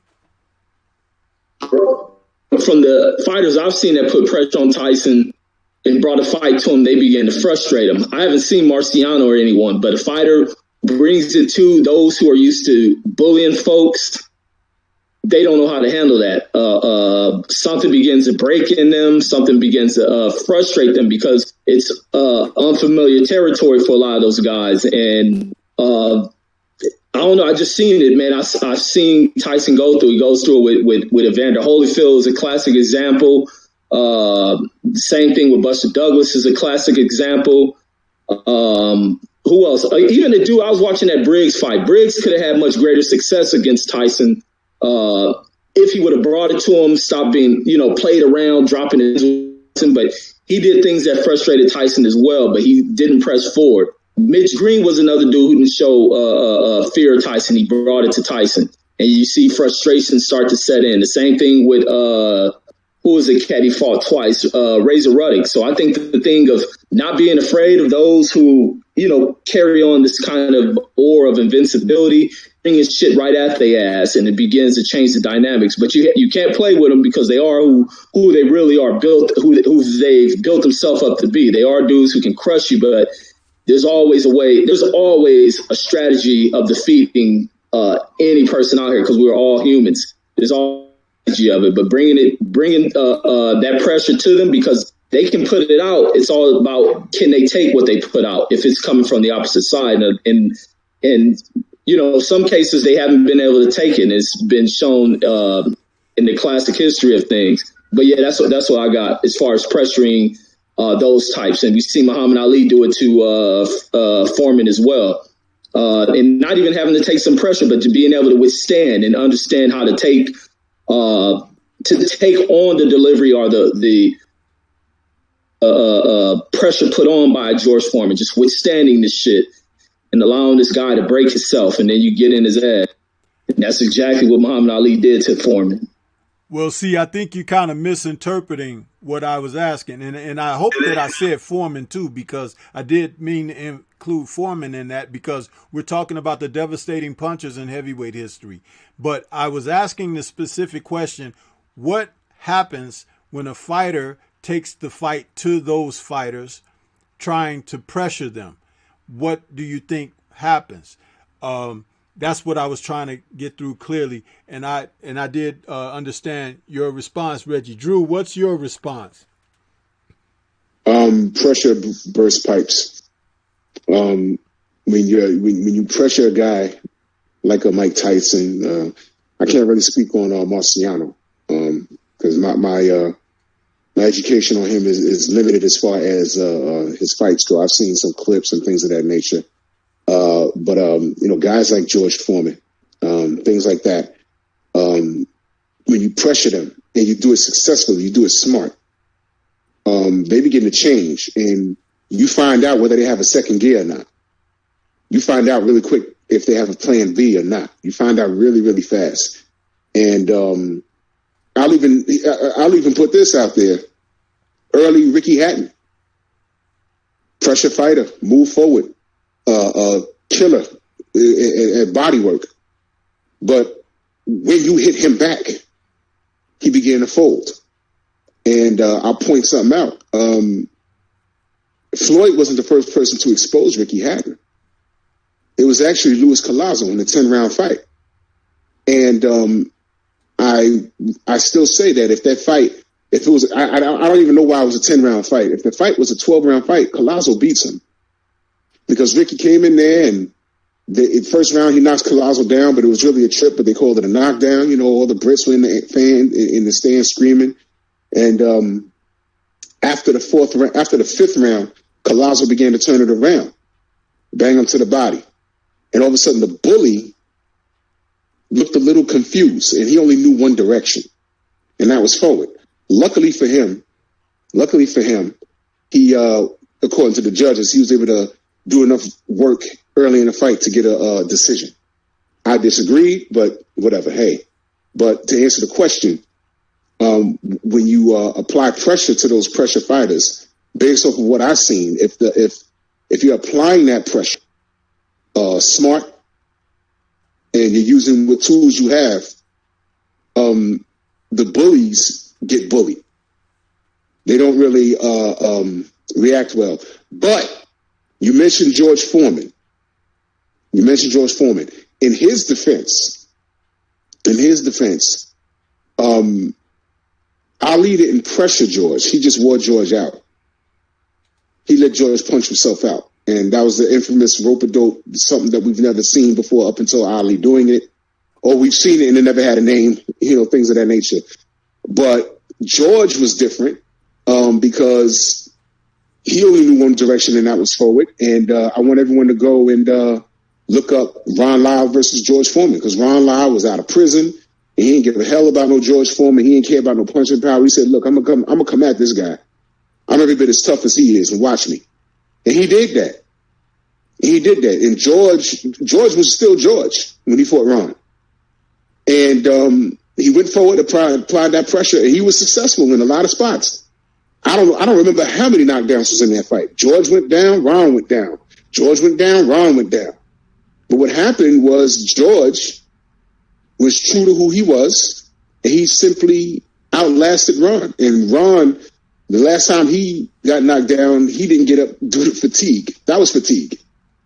But George was a different animal. He was a true warrior. And, when you apply pressure to pressure fighters, usually they fold. Not 100%, though. George was a different animal. But I hope that kind of answers the question. Okay, and I'll tell you now why I asked that question. Because in the rematch between Wilder and Fury, Fury's strategy was to press Wilder. And Wilder, in the way that the events unfolded and everything, didn't respond to that very well. However, that doesn't mean he can't make adjustments to that.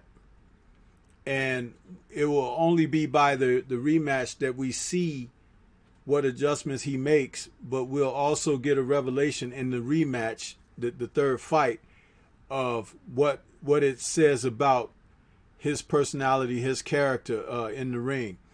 The reason I was asking that question is also that for those fighters that I mentioned, there weren't a lot of opponents who pressured them. They may have been boxed, technically. There was strategy, tactics that they used with Frazier and Tyson. Definitely holding was part of the tactics against them. Against Marciano, ironically, in that era, there wasn't a lot of holding. Men fought their way out of circumstances in those days, more so than the grappling and holding that we see in the mauling of today. That being said, in order for Wilder to win the rematch, Wilder has to win the battle of real estate. Wherever the line is drawn in the sand, he has to win from that point going forward every round. That point going forward every round. The reason being, and the deceptive analogy is that if you pressure him, back him up or something like that, you may gain an advantage. Well, the shortest distance between 2 points is a straight line.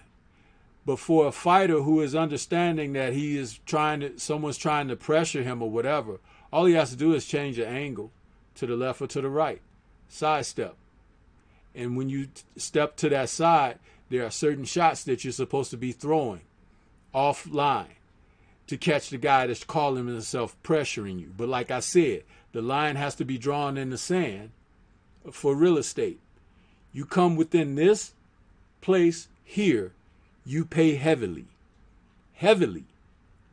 And the great thing that Wilder has going for him is punching power. Two-handed punching power. He is not a single-handed fighter. Though people would like to talk only about the right hand, the left hook is pretty damn good.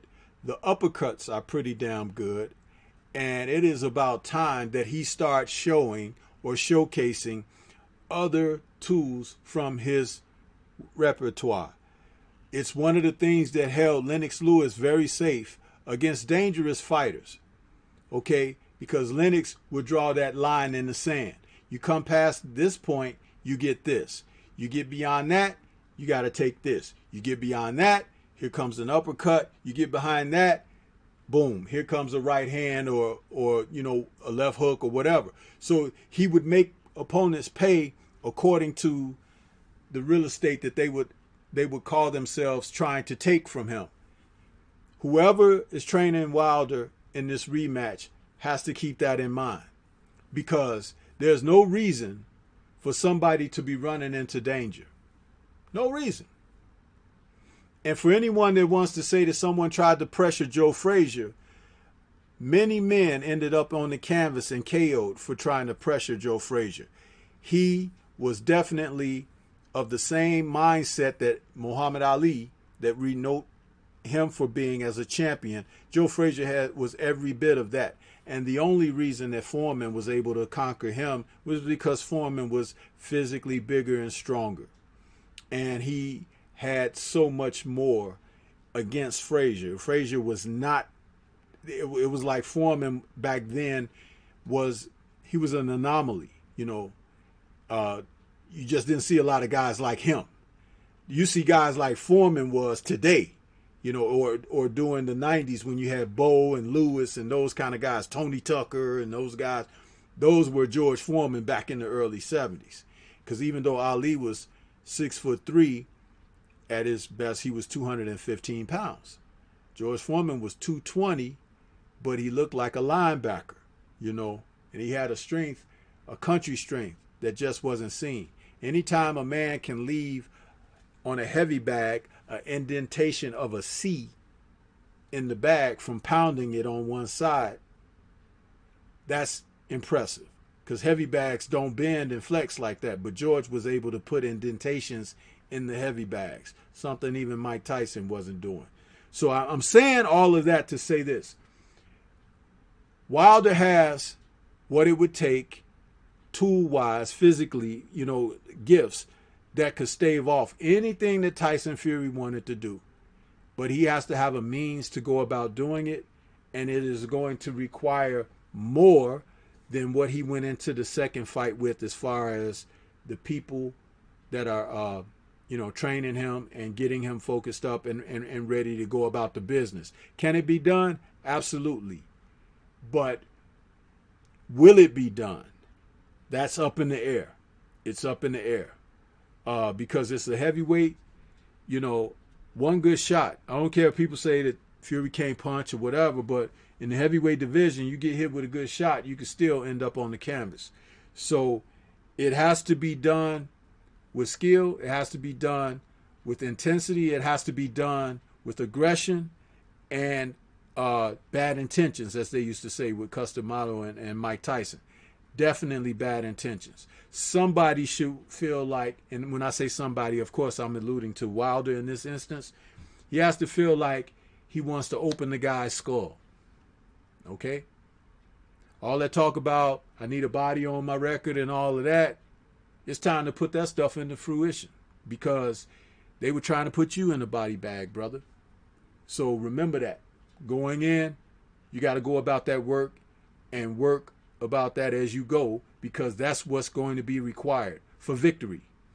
And let's do it winning the rounds, putting them in the bank. Oh, that's one down, I got it. That's two down, I got it. You keep doing it like that, you might see a retirement on the stool. Because when you make somebody pay, and everybody know how you like to keep something in your pocket, right? But when you make people come out their pocket, when they got to pay, okay, they tap out. Well, I ain't got my wallet empty. I'm done. You understand? That's how it's got to work out for them. It can be done, but it's going to require work. That's why I asked that question, fellas. Gotcha. I agree. I totally agree, man. It's time for him to, bring that to fruition. And I agree with Reggie, man. I mean, you got to have bad intentions, man. You gotta be about that life. You gotta be what you're saying. I mean, he has to try and body Fury. He has to go in there with a level of hatred, on another level, like, yo, I really can't stand this guy, and I can't stand what they tried to do to me. But we'll talk about that some other time. But You know, he knows what's at stake here, and he knows what they tried to do. And he needs to channel all of that, not emotionally, but he needs to carry that into that third fight, knowing what's at stake. And use that, you know, to catapult himself to this victory. You know, Fury tried to play bully. He was successful, in my opinion. He was successful for other reasons. And again, we'll talk about that some other time. But the body work is important because he's soft at the midsection. Wilder he can crack in both hands. When he gets on the inside, he needs to pound those ribs. And he needs to be dirty, man. I mean, the lines in the sand is already drawn. All right, they set the tone. He's already clear on what he's doing. You know, licking blood off your neck and everything else. You gotta be an animal. If he's tying you up and you know, rubbing you with the laces of his glove and the eye, whatever, they'll say you take your forehead and you put it in for those that don't know, a little trick you can do with your forehead. You put it in the bottom of his chin, and wherever that chin goes, the head is going to go. All right, ask Evander Holyfield about that move. Okay, it's real. All right, you got to be dirty in there. Don't look to the ref to save you. Don't complain about a word. Don't complain about anything. Don't say anything. All right, let the ref come break you up. If you pop him low, let the ref catch you and threaten to take a point. Let the ref do his job. But as far as y'all concerned, there is no third man in the ring. It's you and him in the back of an alley with limited rules. Yes, sir. Elbow, and you put it under his throat. You do what you got to do to win. It's a fight. It's a fight. That's what it is. He's made it clear that he's willing to do whatever it takes to win. You got to be every bit the animal. You got to be a worse animal than he claims he is. And then watch how the tides turn. Watch how he gets talked about. But regardless, and it's funny you say quitting on the stool, Stormy, because I really see that. I really do see that. I see if Deontay does what he has to do, work the jab, work the body, and take away all the tools, because half of the tools are going to be taken away anyway because of Glovegate. People are going to be paying attention to the lacing up of the gloves and everything, and magically he's not going to have the same power he had in the second fight. But again, we'll talk about that some other time. So going into this fight, that's going to be taken care of. So Wilder, knowing that, he needs to go in there and he needs to bully this guy. He needs to be the bully. He needs to be the outboxer and make him get out of his element. All right? Once all the muscle is proven that it's not working, all right? And if Wilder could dictate the pace and work the jab and start outboxing him on the outside, I do see Fury being frustrated in between rounds late in the fight, like between 9 and 11. 9-11, exactly. Because he's going to be like a falling building. Pun intended. I do see him sitting there talking about, you know what, I might have to call it quits on this. The rounds are just too tight. They're too close. I don't know if I won the early. You know, I'm going to need a knockout. Can't get that because I can't manipulate my gloves. I might have to quit on my stool and go about this the fourth time. I might. You know, so I do see that happening. But he has to go in there and enjoy it. And that's another thing. Wilder has to go in there and enjoy his work. He has to enjoy beating the shit out of him. Enjoy it. Don't feel no way about it. Go in there like how he enjoyed beating the shit out of Bermain Stavern. He has to enjoy it like that. He has to enjoy it. Like Bermain talks so much. And then after he beat him the first time, he talked so much after that. And then he gave him what he asked for. And it was ugly. I mean, like that. He has to go in there with that mentality. Yo, look, this guy jerked me around the first time and they're lying on me in the media. I'm going to give it all back right now. He has to enjoy inflicting that punishment, that pain. Ivan Drago, if he dies, he dies. I mean, he could crack him and he could fall on the floor and stop moving.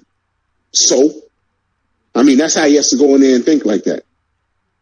And I ain't got no conscience or nothing. Yes, I said it. And I wouldn't, yeah, boy, okay, I don't even want to get on that. Just know that I wouldn't care if that happened. Just know that. And I'm saying that for a reason, but whatever. But that's my take on it. Absolutely, man. Absolutely.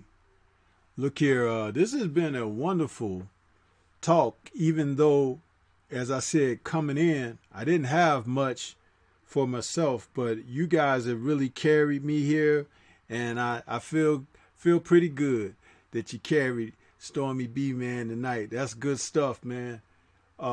Let's go ahead and get some final words from you two Hey, brothers. Yeah. OG, I want to ask a question real quick because I was watching the one that you and the scrapbook did on Madison Square Garden, man, and I enjoyed the hell out of that. I've always been intrigued by Madison Square Garden. For the longest, I always thought this was just a regular like a gymnasium or regular like arena, like how we got the Staples Centers and all that. But I look at it and I hear people talk about it when the fights start coming up. They speak about all these different rooms. This is on this floor.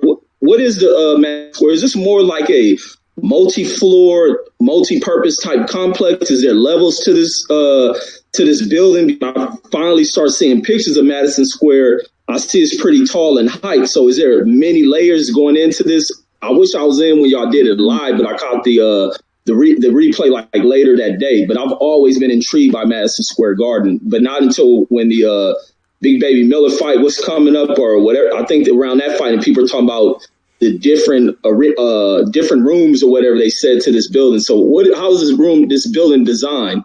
Well, it's like a convention center actually, because they have a main arena where you see like the Knicks play and everything like that. It's huge, huge capacity for that. But there's also they have smaller arena rooms like that's like where they would have. I mean, Drew he's from there. He could tell you even better than. Go ahead, Drew. I'm sorry. I'm actually overstepping because I'm not there. Go ahead. The Garden, first and foremost, it's not as big as it looks on TV. I'm just gonna go ahead and say that it's not as big as it looks on TV. It's like if you ever saw the Apollo on television in Harlem. The Apollo, my high school auditorium is bigger than the Apollo. The Apollo is small, man. The Apollo is very small. MSG is not huge. All right, it's big, but not too big. The Rangers play there. The hockey team, the Knicks play there. And even nosebleed seats can be good seats, depending on what you're going there to watch. Then they got the theater next door. They change the name every time someone purchases it. It's the Hoodoo Theater now. But we just call it the theater. It's next door, but it's all connected. The train pulls up right downstairs, so everybody, even from New Jersey and all 5 boroughs, can ride right up into 34th Street and go upstairs, and you're right there.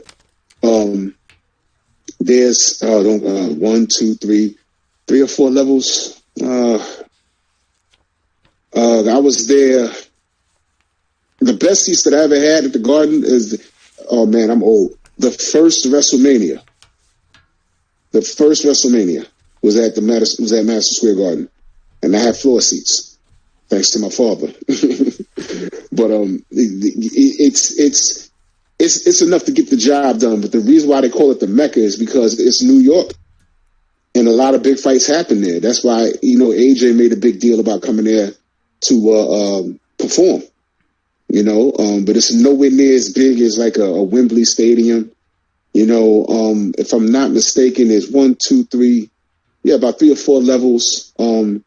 If you're a tall brother, the seats can frustrate you because your knees will be on the back of someone's neck. But like most venues, the closer you are to the ring or to the basketball court, the better the seats are. But it's a legendary venue. It's a legendary venue. Depending on what you're going to watch, I wouldn't get nosebleed seats to watch a boxing event. The last fight that I saw at the Garden was Crawford versus Khan, and I had pretty good seats. But I seen Roy Jones and Trinidad there. I saw B-Hop in Trinidad there. I saw a bunch of fights there. Drew, I have a question. Sure. For boxing, which is best, MSG currently or Barclays? Oh wow! The Barclays is a new venue. We went there to watch Brazil get his head knocked off. Man, and I had great seats for that. It's very similar in size. It's more of a bowl, meaning that you're looking downward more, as opposed to, because MSG's construction is pretty old. And not to say that the construction itself is old. It's not going to collapse or nothing. And a lot of people don't know that that's the new Madison Square Garden. The old Madison Square Garden was somewhere else. That's the new Madison Square Garden. Oh man, it's a toss up. Brooklyn or Manhattan, it's a toss up. If you want to go for legendary status, if you're a fighter and you're about to fight your rival, of course you're going to go to the Garden, because that's just it'll be blasphemous to go anywhere else. You know what I mean? But a lot of times these fights, they're based around basketball season and hockey season or whatever, and sometimes these venues aren't available. And the Barclays is fairly new. Me personally, being that I'm old school, I would personally choose the Garden just because. But I'm not against the Barclays either, because the Barclays they've had some good fights there also. Fighters are turning out there, man. When there's a fight night, you can just walk around outside the Barclays and you just run into people. You just see them. You know what I'm saying? Especially since it's Brooklyn. Zab and his pops is at all the fights. When I went to the Devin Haney fight at the theater, like I told you, the Big Baby was just walking around.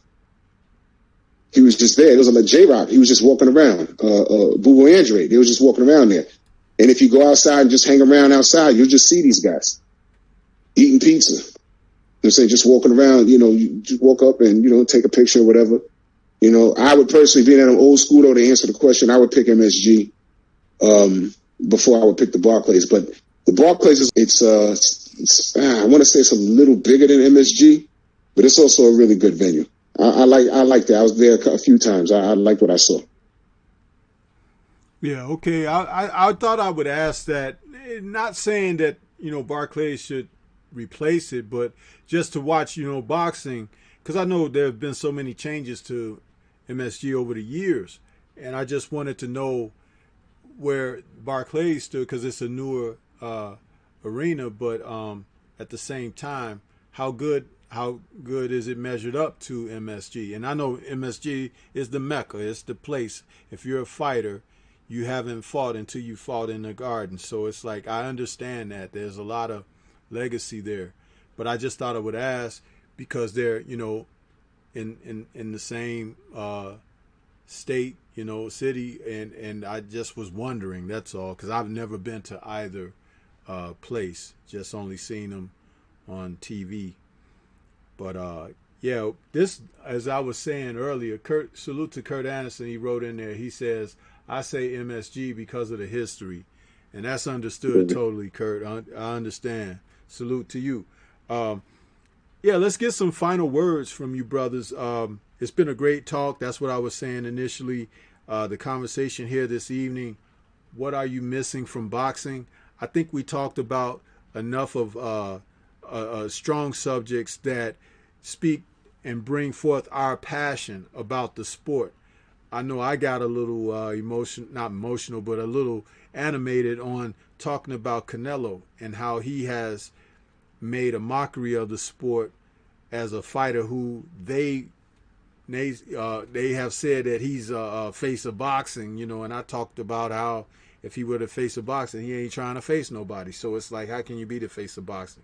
But these are things that we talked about, and it was a great conversation. Reggie, why don't you go ahead and give us your thoughts to close out the show, and let people know where they can find you. Oh yeah, absolutely, man. Great being on here with you, OG and Titan. This excellent talk, man. I enjoyed the hell out.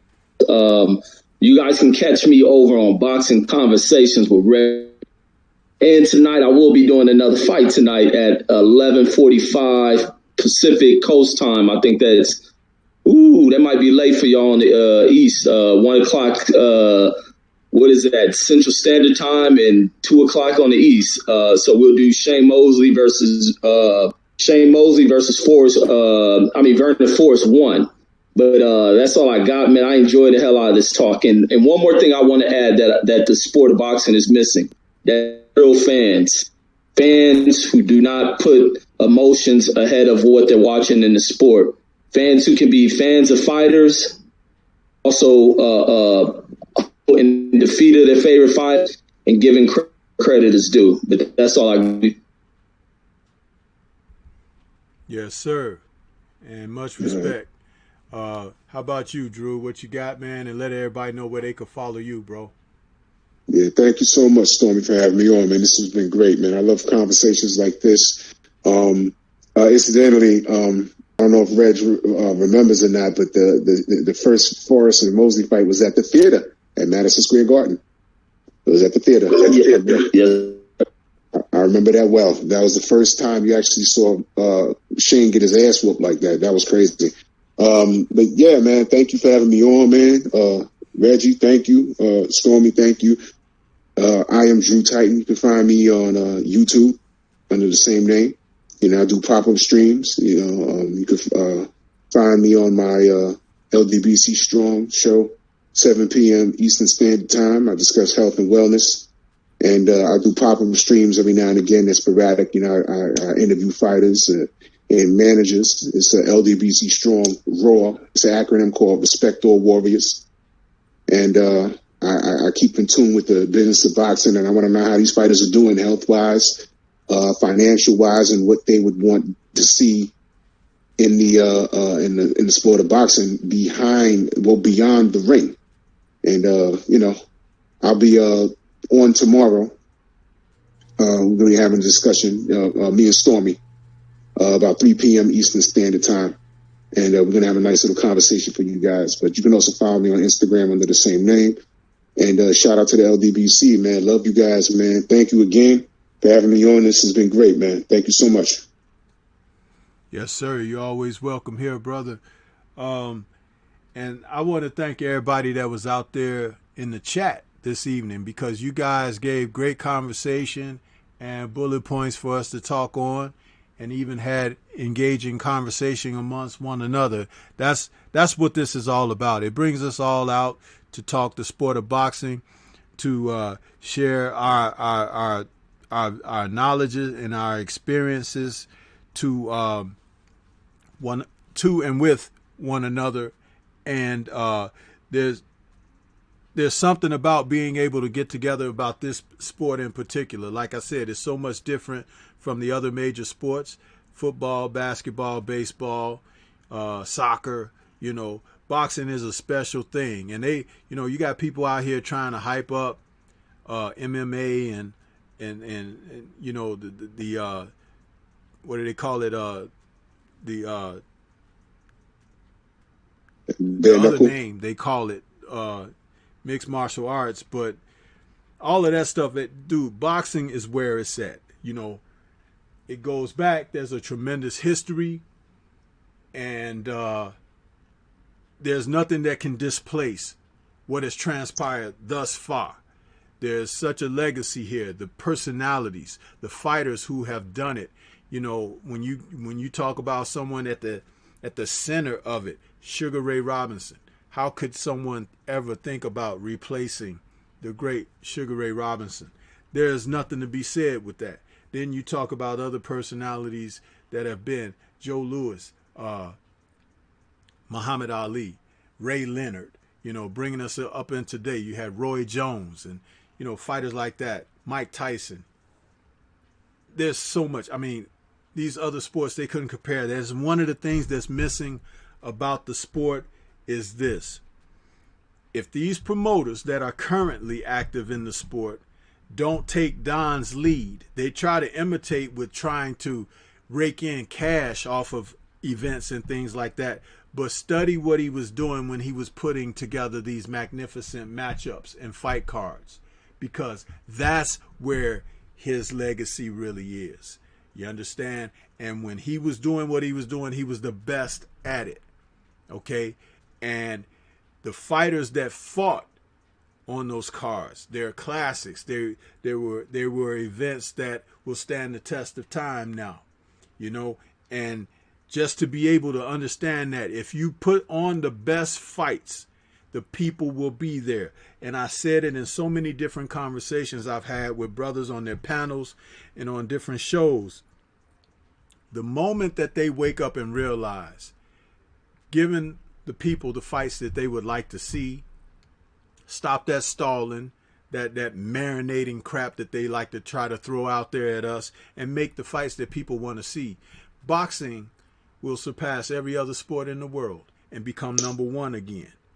All they got to do is put on the fights that people want to see. That's all they got to do. In every weight class, there's a fight that people want to see, probably with the exception of cruiserweight. Okay, but you're talking about the sport of boxing, the entire sport. There are fights that people would pay to see today, will be chomping at the bit whenever boxing resumes to get at it because, oh, we getting ready to have it. We had a great discussion on Tyson Fury and Deontay Wilder, but there were other fights. The Earl Spence fight with Bud Crawford, or you could talk about Canelo finally facing one of the guys at 160 or 168, whether it's the Charlo or just make the fight, man. It's just make the fight. Okay, the lightweight division. What's happening down there? You got Devin Haney. You got these other guys. It's like, dude, the sport is great, but you got to give the people the fights they want to see. You know what I mean? And as long as you could do that, then you could fill the bellies and people will be content. They will be happy because the sport will be in a good place. And that's what I had to say about that. I want to say shout out to the LDBC. Thanks for everybody tuning in. This has been another edition of the Friday Night Chop Session with Stormybman. We talked about what are you missing from boxing. Episode number 58. Hope everybody have a wonderful weekend. And we're going to sign off for now and say peace. Have a good night.